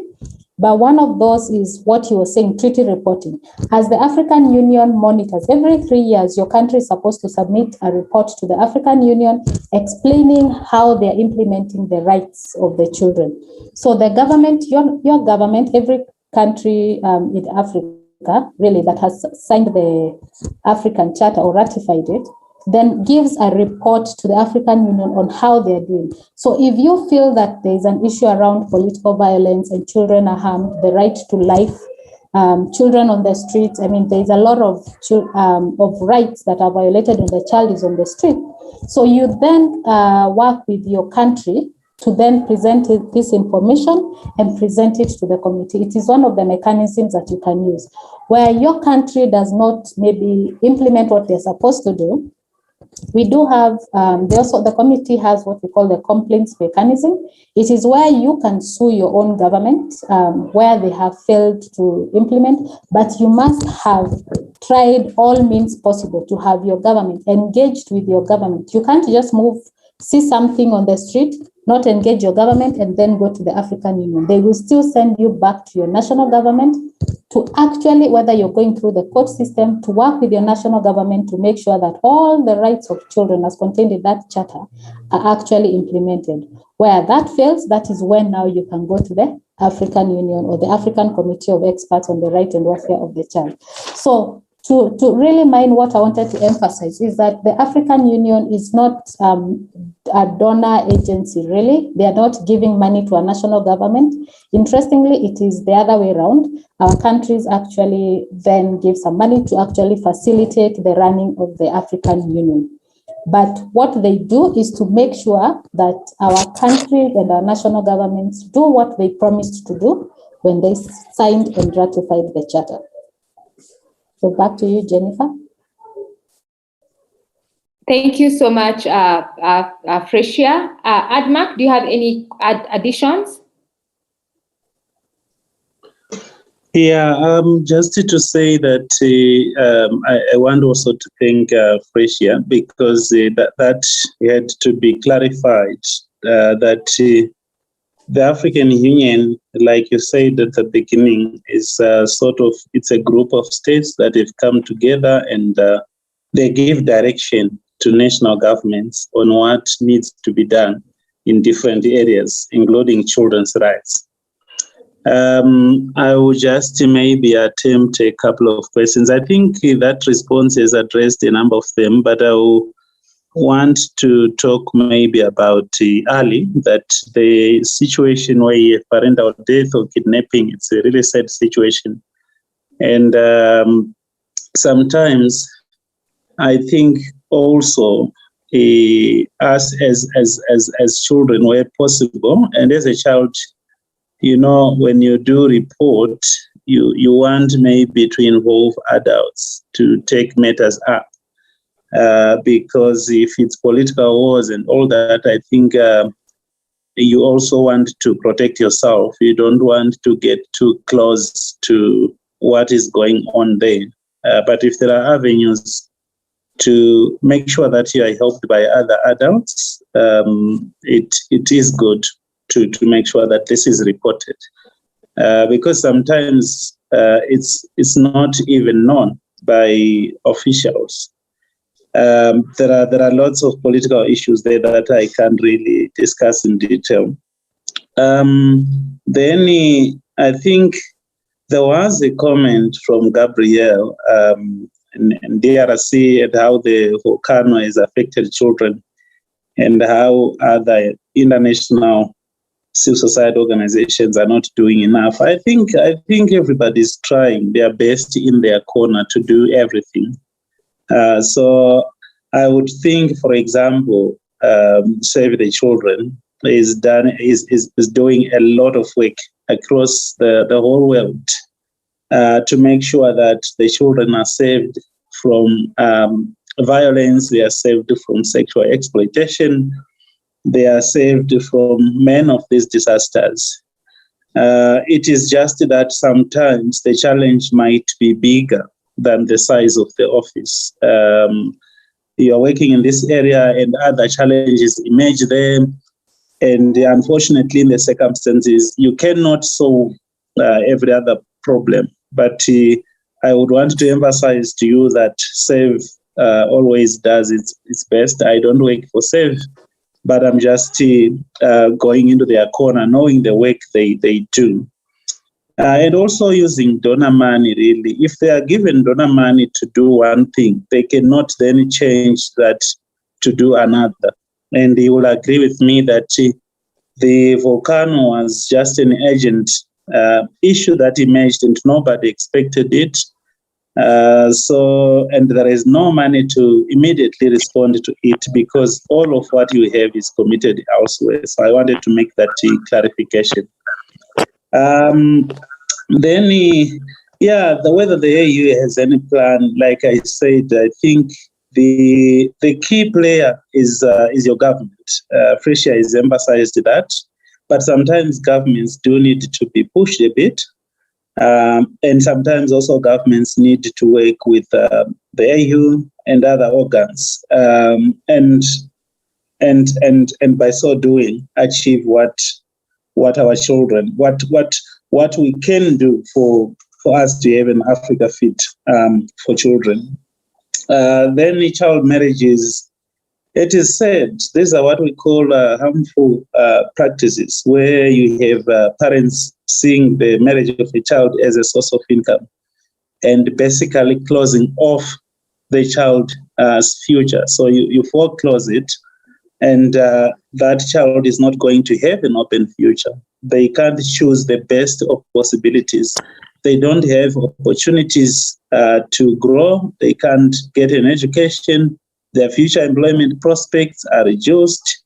So it is sad, and it is good, I think, to also identify non-governmental organizations in these countries, including Zambia, to see how they can assist with sensitization about these issues, because sometimes most of these issues are hidden in the remotest parts of the country, which I said that in my earlier comments, that sometimes you have communities operating really outside the law. So, and we have child helplines, I think, where you can lodge a complaint with some of these organizations. In Zambia, I know they are active. It can be one of the things that can be done, because sometimes the local communities are complicit. What I mean is that local communities may see it as a cultural practice, and they may see nothing wrong in that. So, and you have to take it out of the community to the broader country. So I will end there for now, Jenny. Thank you so much. I'm going to try to respond to a few questions. I can see quite a number of questions in the chat. Please, my colleagues, if you can be able to just go and try to type some response. There are so many questions there. So I'll try to attempt to do some. There's a question on how can we contact the African Union. So I have put in the email address for the African Committee of Experts on the Rights and the Welfare of Children. But if you're on Facebook or Twitter, they have a Facebook and Twitter account. So I'm going to put that also. And also on Instagram, you can look for them and you can contact them. They actually want to be contacted. So you can go there and you say, my name is so-and-so. I'm from this country. I'm a child. I attended this forum and I was told I can be able to contact the committee using Twitter, Facebook, or Instagram. So I've put and their email addresses. I put their email address on the chat. Okay. So if there's any questions around that. So on child marriage, what is the African Union doing? So right now, African Union has something they are calling a campaign, End Child Marriage Campaign. It's a 5-year campaign where it is working with governments, it's working with traditional leaders, it's working with the young people, with children and their parents to make sure that they know why it is bad for girls to get married early and to get pregnant early. Okay, so the person who is leading that campaign is to let people know about it. Okay, so the person who is leading that campaign is the president of Zambia. So he's one who is leading that campaign, and they are going to come up with a report. And a lady called Anyaradzai from Zimbabwe. Okay, but there's a lot that is being done around ending child marriage and teen pregnancy. So, so since schools have been imposed, are children allowed to work or start up business, especially door-to-door businesses? Early, as long as it's harmful to you, you should not do it. Okay. So today is International Child Labor Day, so I have to be very careful on what I say. So as long as something is harmful to you, you're not able to concentrate in your education. You're not allowed to work, okay? Because if you start working, you get some money and drop out of school, it is going to be very bad. It's going to interfere with your future. What is the African Union doing to provide secondary school tertiary education on children who can't afford it? So I'm going to let that one, Eric, please answer that question.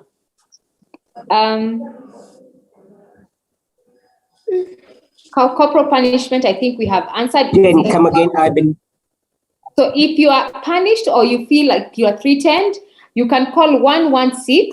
That is in any African country. 116 is a toll-free line. So it is a helpline number for children who are in distress. So you can call 116 and you are going to get help from government. Okay. So I think I've tried to cover the questions which have not been covered. I think that one has been asked. So why that one? I think it was asked, it was answered. The ones which have not been answered are the ones which are in French, and I think Dr. Bujeje is going to come and respond to that. So I'm trying to wrap up this session, but hands, I can still see hands up, and I don't want to feel they have not been allowed. There was a girl called Neema. She's the only person who has not spoken. She left. There's a girl who has been lifting up her hand. She's the only person who I know who has not spoken. Neema, Nerea or Neema. I think she dropped off. Corey, your mic is on.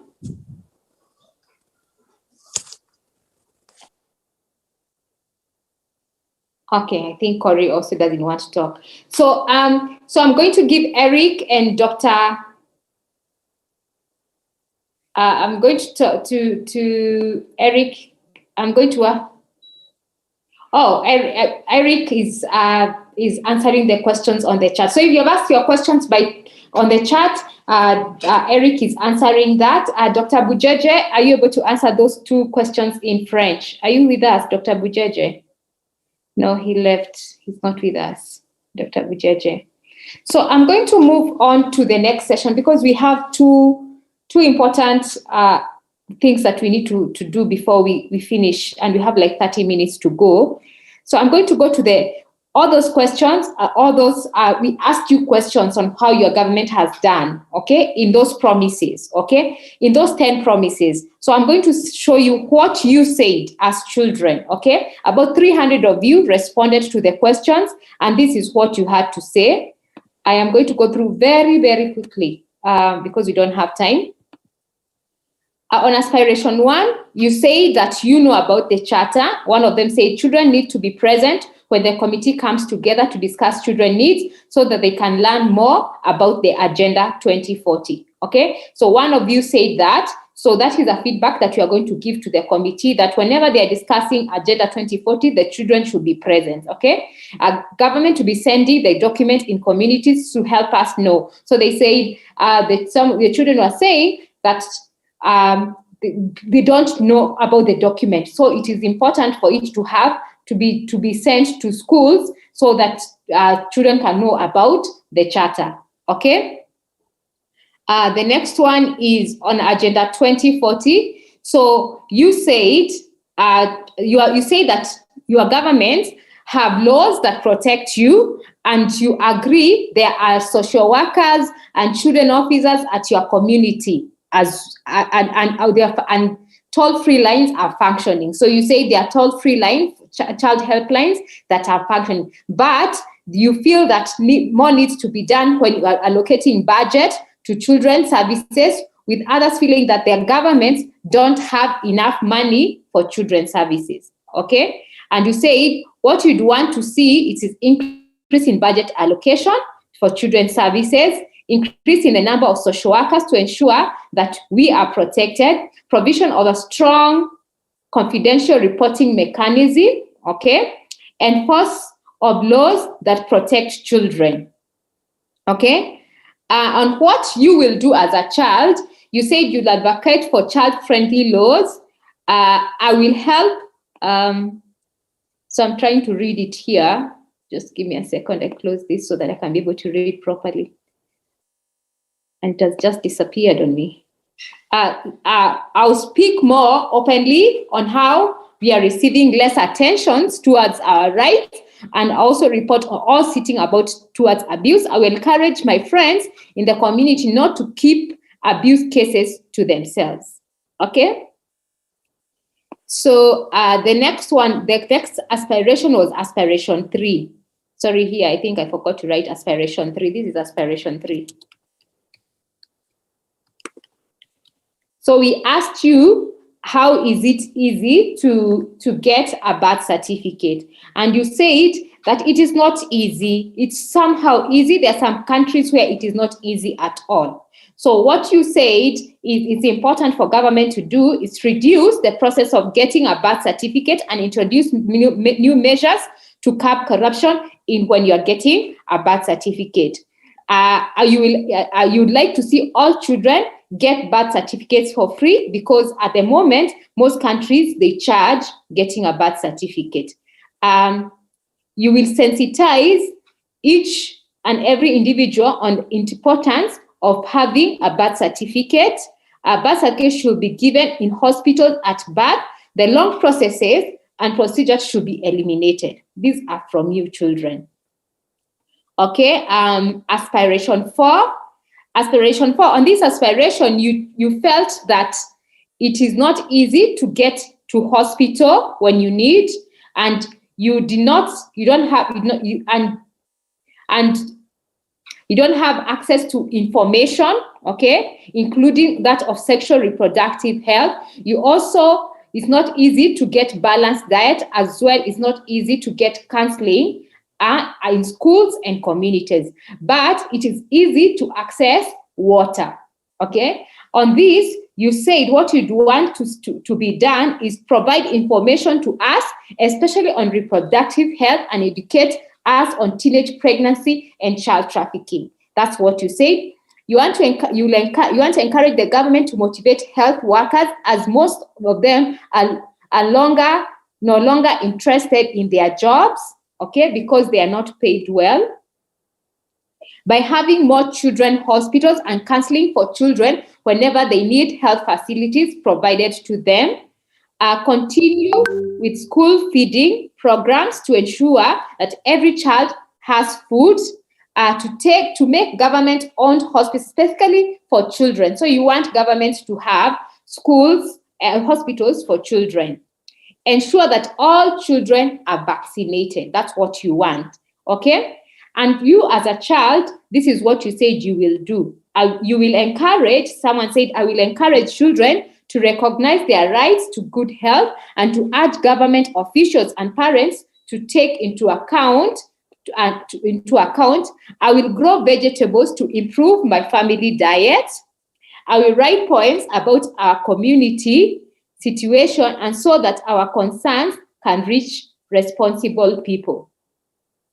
Encourage voting, family members to vote correctly, vote relevant people who knows what to do and how, okay? And there were quite a number of French responses, which I'm unable to read right now. Advocate for more counseling centers in rural areas so that children will be taught good behavior. And then something about menstrual health from our French-speaking friends, okay? I am moving very fast. So aspiration 4, on this aspiration, as children, you felt that children with disability in your communities are not supported by government, right, with food, clothes, and school. Also, you still have some of your friends living on the street. Although most of your mothers go to hospital to get babies, most babies in your community are not immunized, okay? And what you want to see done in this aspiration is, scroll down. Someone said, my friend Cowboy who is sleeping in the street should be taken back to school, okay? There's a French one there. Job opportunities must be created so that as our parents can go to work and be able to get paid and to be able to buy enough food, okay? Increase government grants to the vulnerable, okay? Entrust feeding programs with CSOs, okay? As children, you said you commit to do the following. I will sensitize my community about the advantages of immunizing children, encourage children on the streets to go back home by educating them about dangers of street life, collaborate with government and local leaders to make sure disability children are supported with basic needs, tell women on the importance of giving birth in the hospitals, urge urge my government to immunize each and every child in my community, as well as ensure that all children acquire basic needs in life. Donate my unused clothes to those who have not. I will help to ask organizations to make sure that they push the nutrition strategy for pregnant, breastfeeding mothers and encourage nutrition in school. Okay? So aspiration 6. So on this aspiration, you say you are taught about Africa in school, okay? However, not all children in our community are in school. More, we don't have equal number of girls and boys in school, and not all of us have internet and computers in our schools. So this is what you want to be done. More schools needs to be built for both the feeble, disabled children, and these schools need to have qualified teachers and proper learning materials. The government should not only focus their attention in the city, but they have to spread opportunity to all district children. Okay? Help children who don't have birth certificates, get them so that they will get enrolled in school. You see, this one is saying, I'm not able to get enrolled in school because I don't have a birth certificate. When building classroom blocks, they should consider disabled children and build ramps for wheelchairs. As a child, this is what you said you will do. Advocate on the importance of quality education. I will let my government know why each and every child, regardless of their ability, needs an education. Tell all children not to drop out of school. Learn hard so that I can improve the status of my community. I will form groups to raise money and go in the rural areas to sensitize people on the benefits of education.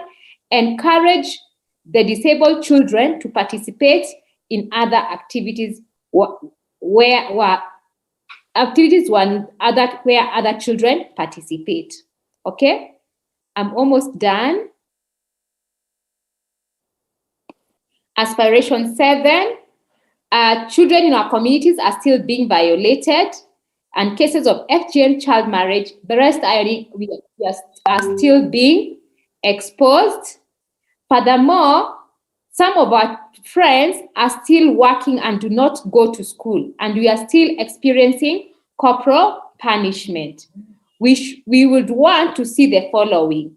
We need people who are understanding and will listen to children's cry. Many social workers tend not to believe when a child reports any form of abuse. Okay?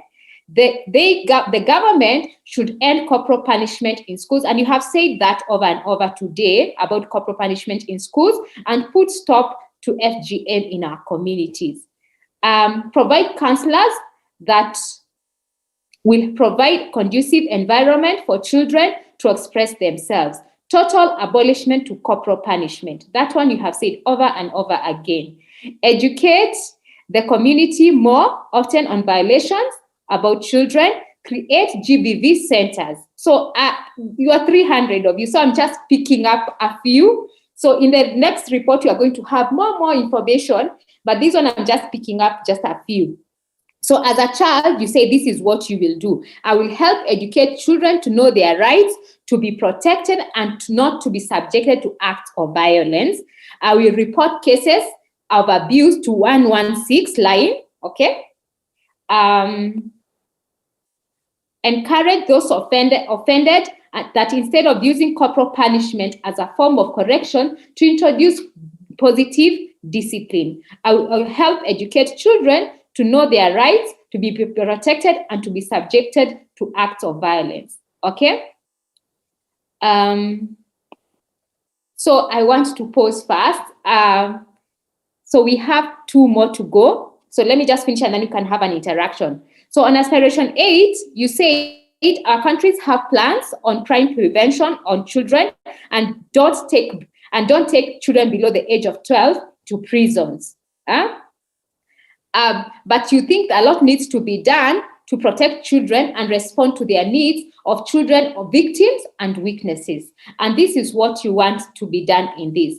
for children who have come to conflict with the law to learn new skills while serving their punishment. Okay, instead of children below the age of 12 going to prison, they should be taken to psychologists. Many children just need someone to talk to about different situations. They commit crime because of their psychological problems, and they may be going through, or what they need is help.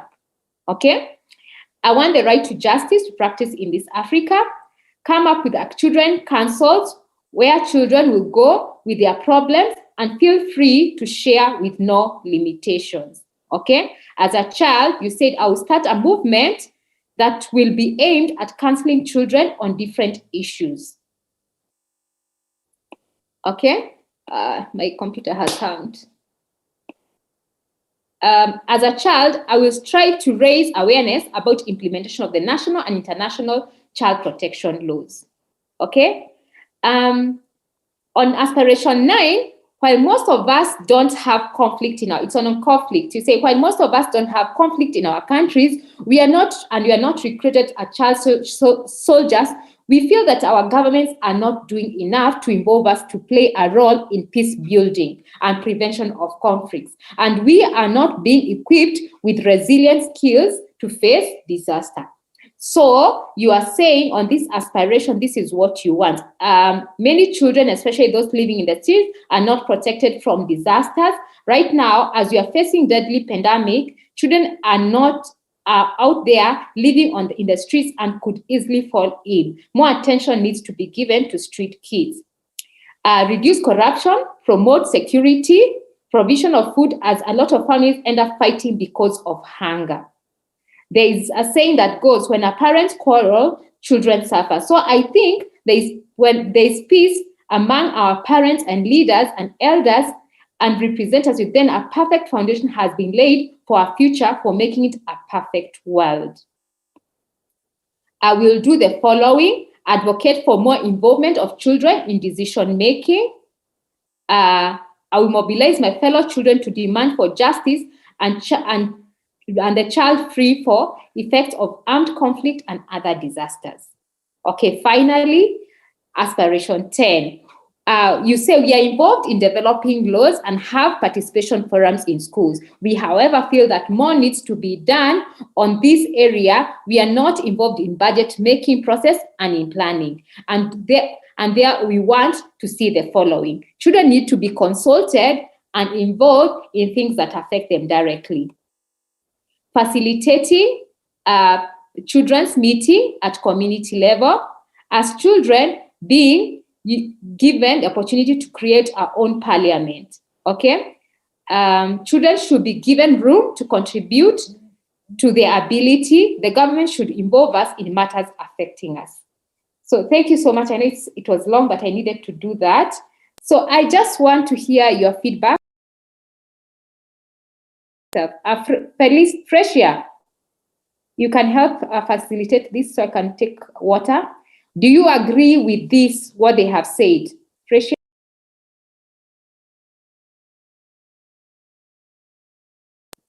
Abisia, go ahead.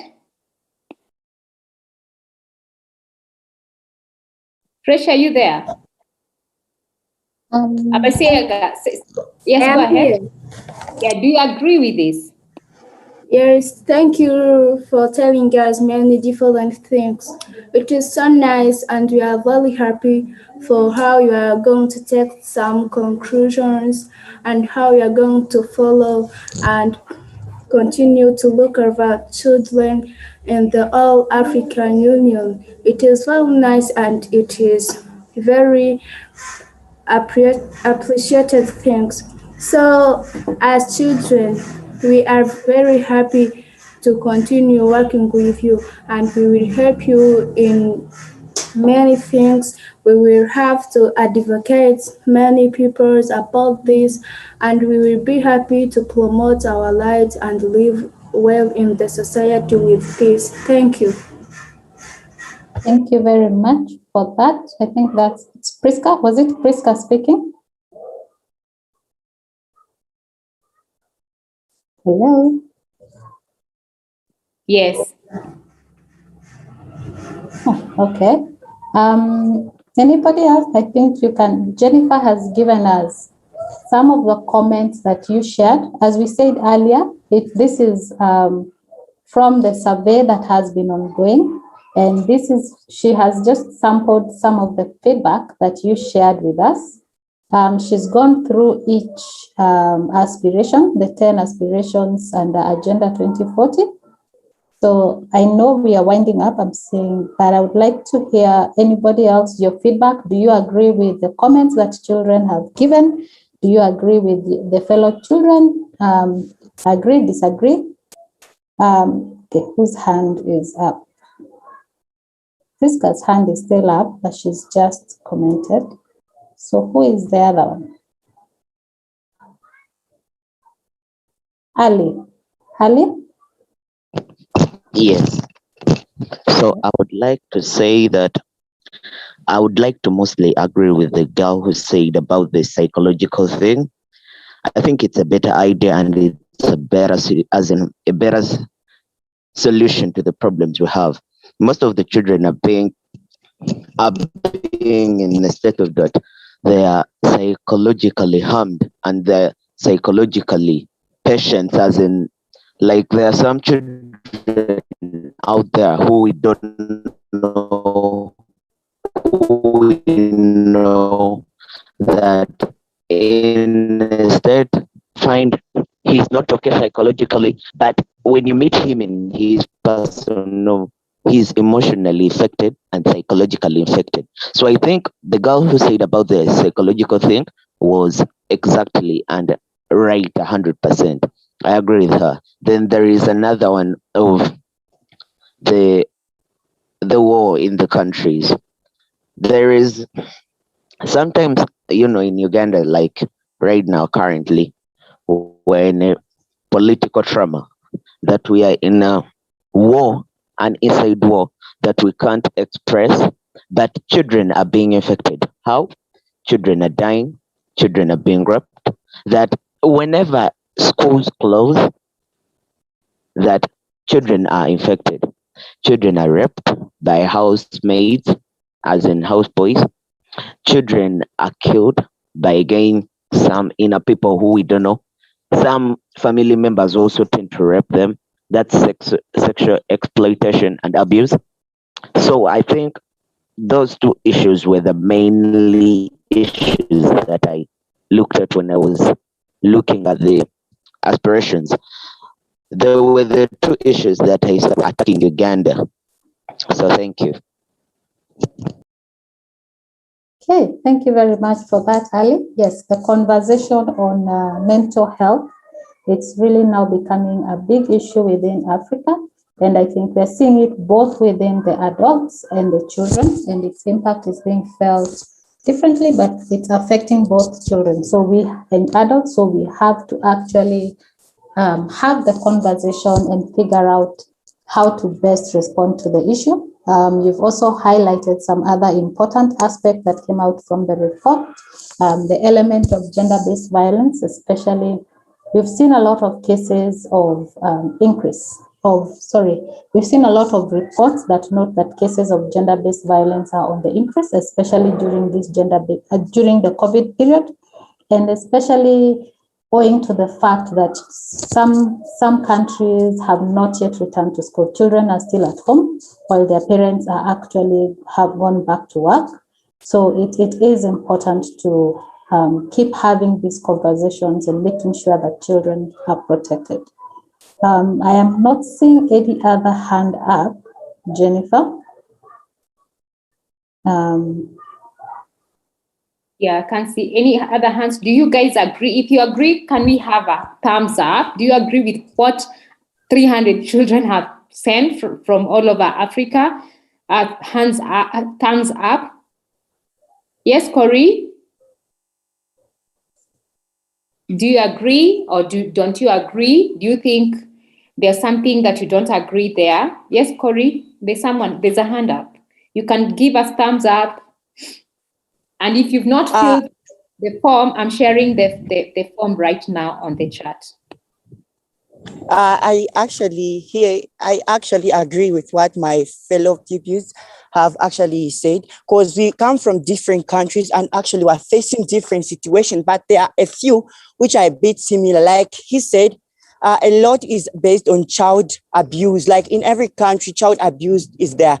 But on concluding, I would like just the government should pay much attention on the child of right to protection. Literally, when we go back to the country of Nigeria, Boko Haram keeps on kidnapping children each and every day, which their right to life is being denied. So if the government from each country is paying much attention to the right of protection, like we children, we are the future generation. We can change our country if the government can hear our voices, our cry.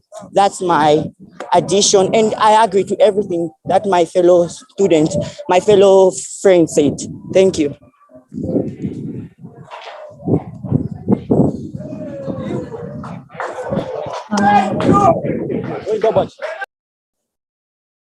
Sorry, I think Corey was the last one. Thank you very much for that. I mean, emerging issues and things like kidnapping, as he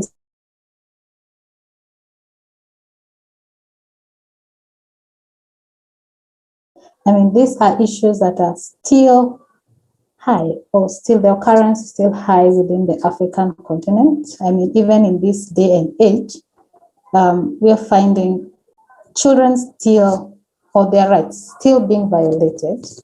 I don't know. The conversation, as Corey is saying, it's some aspects are unique to different regions, but there is an intersectionality. There is an element of having similar issues as the continent. Some like had been noted by the earlier two participants, but what Corey has noted may be, while it is in a sense unique to Nigeria, Boko Haram, we also see again within Eastern Africa, the Somali region, we are still facing armed conflict in some regions. So it may be in different pockets of Africa, but these are issues that really, really affect the overall life of the children. Jennifer, I think there being no other comments, and seeing that our numbers have started to go a bit low, I think we can go straight to the last session. Yes. Frank, are you able to come in? Because Shani, are you there? She had dropped at some point. Yeah, here there was a bit of an issue with the Wi-Fi. It was it was kicking me out of the meeting all the time. But I'm here. Okay, we are at the elections stage, so you can invite the person.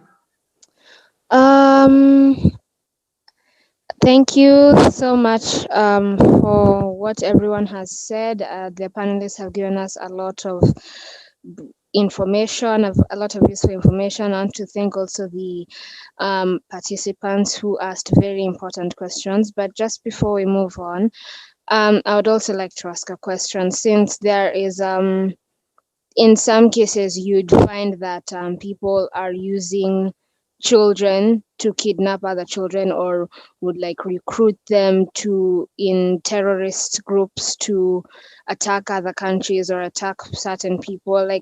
So what exactly is the AU doing to stop this? What exactly is the AU doing to stop this, since most of these things usually happen in rural areas, and I don't feel like people pay enough attention to those areas, because these things happen, and I want to know what exactly is the government and AU doing to stop this kind of abuse towards children. Thank you, Shani. Admark, are you still with us? You can take up that one.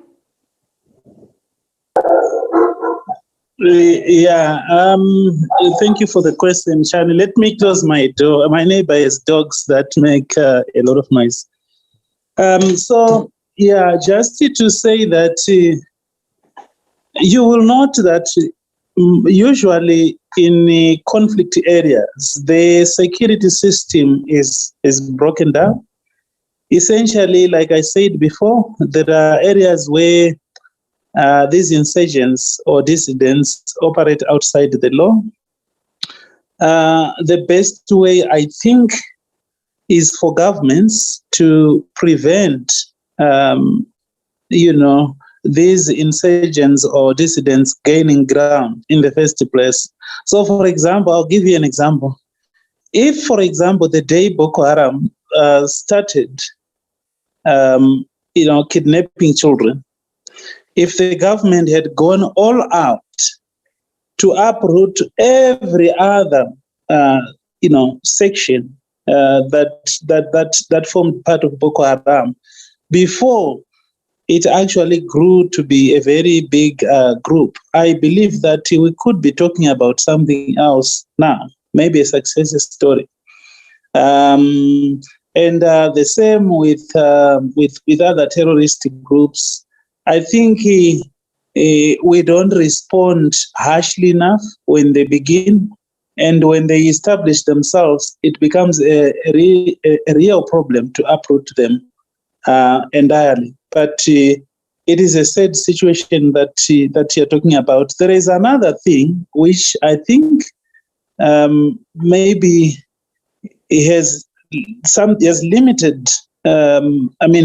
Is stuff to do with states. What is called the community policing. So sometimes communities can fight, against these groups on their own. The sad thing is these people are armed, and communities will need to be armed, and of course laws don't allow that. But community policing can help, especially where states are very quick to respond to the advice from communities that, hey, we have a problem here. And then states respond very urgently without wasting time, and the response is swift and very strong. So that's what I can say. The AU, of course, is just there to give advice to states on what really to do. In some of the extreme cases, of course, the AU sends missions, soldiers, to actually fight these groups. But to reach that level, you need to have, the security situation must have really worsened. That is really done. And even then, like Fisher was saying, the AU doesn't really have its own army. It relies on soldiers that are sort of given to it by governments. So we have a mission in, for example, Somalia. I also believe that we have a mission to fight Boko Haram there. I think there are a lot of things that we could do better, and I'm sure that work is being done to improve the situation of our response to insurgent groups, and also the recruitment of children into armed forces. So that's where I will end. I do hope that I have answered your question.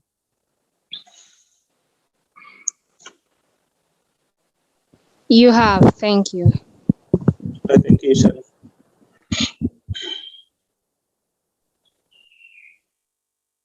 Go on, Shani.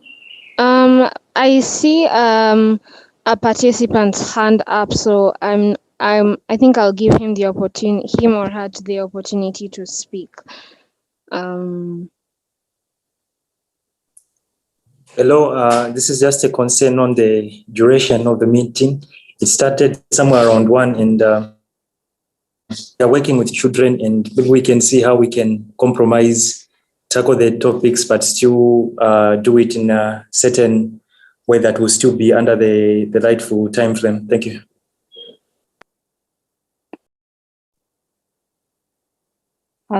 Thank you so much, Clevy. Noted. So I think, Ben, you can take over.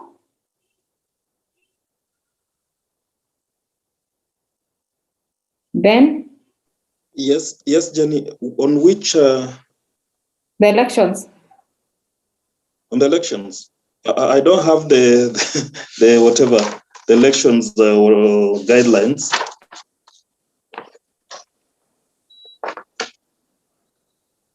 I think you can guide Jenny. Okay, thank you. I apologize, guys. So we kind of went off our program. When children started asking questions soon, we did not follow the program as we had planned it. So it took us longer than we expected. So for now, I think we were intended to do a quick elections to select 2 children from each region who we are going to work with. But from the representation I'm seeing here, we don't have representation from all the regions.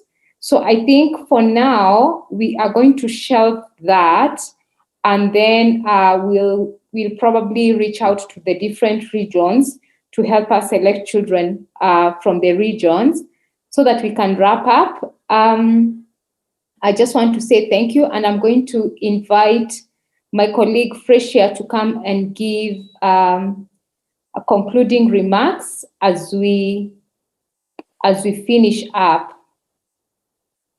Frecia? Thank you so much, Jennifer.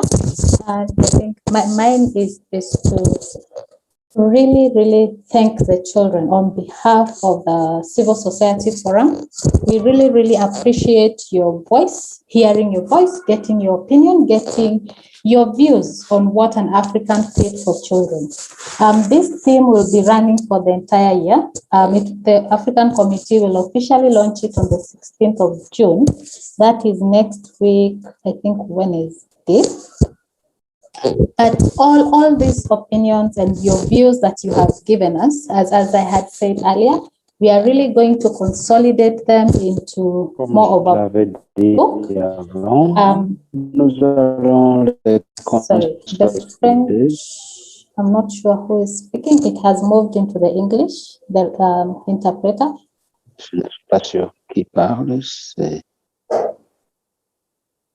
If Jennifer, could you assist, or they have moved again?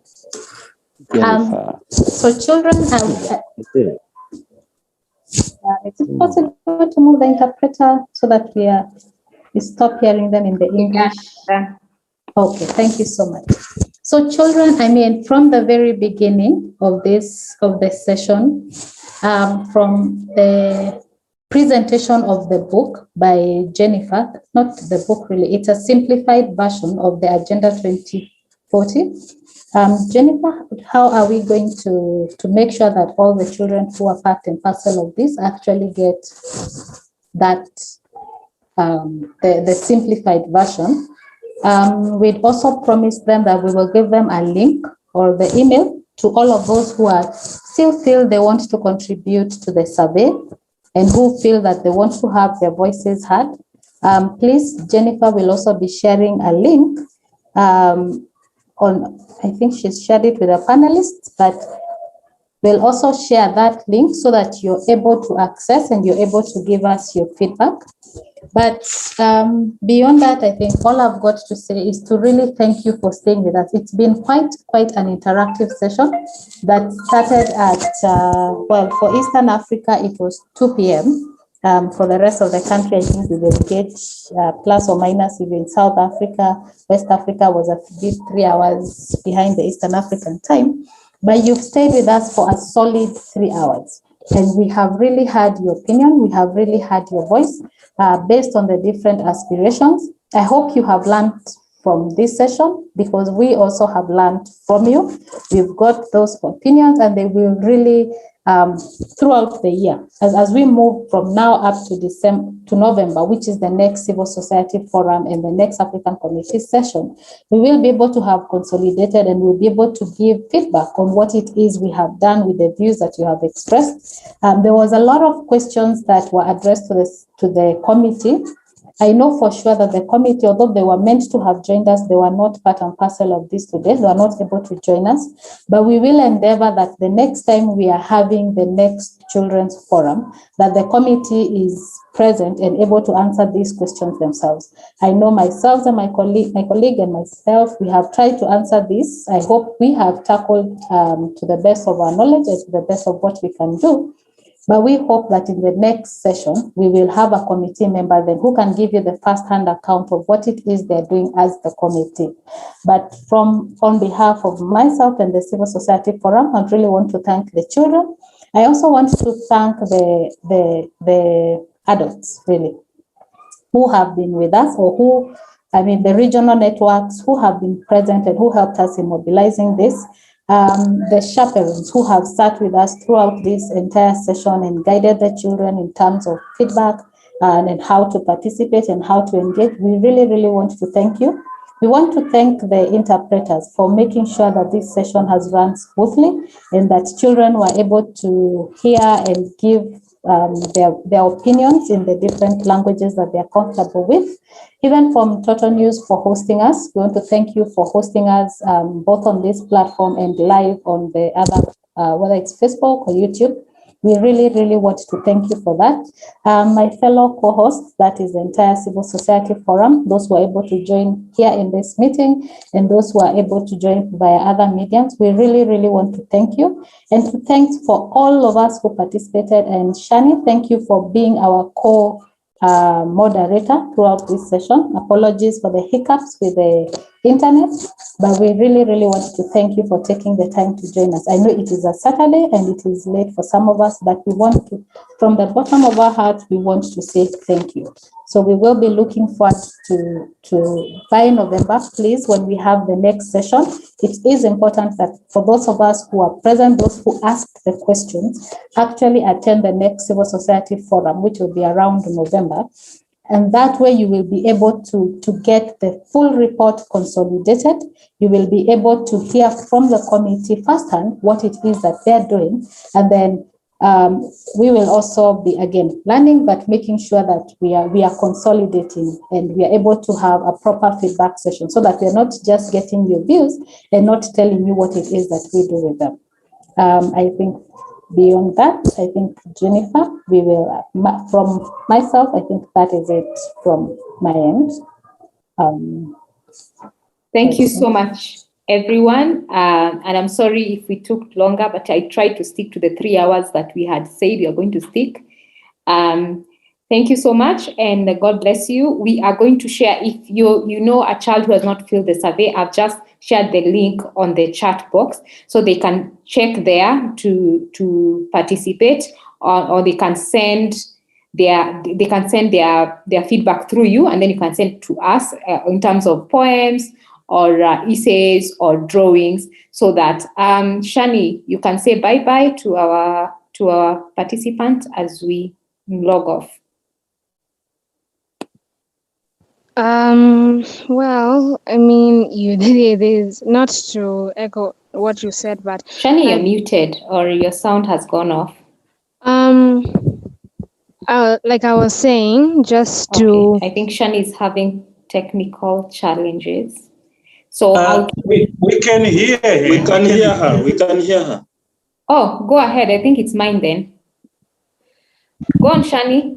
Okay, I just wanted to thank everyone for taking their time out of their day to come and sit around and talk about issues that need to be raised for awareness. I know it's a Saturday, people have other things to do, but I really appreciate for you guys being here. And I know the time difference is big right now. It might be late for others, so I'm really not gonna take a lot of time. I just I appreciate. I just want to thank Mtoto News for having me as their co-host. It's been a really fun and interesting experience, and I hope I get to do it again. And I've really learned a lot from this 3-hour session, and I'm glad to be here. Thank you. Thank you, Shani. I didn't hear you, but it is fine. I didn't hear you, what you said. But for the rest of us, thank you and bye-bye. Bye. Thank you, Jenny. Bye to you.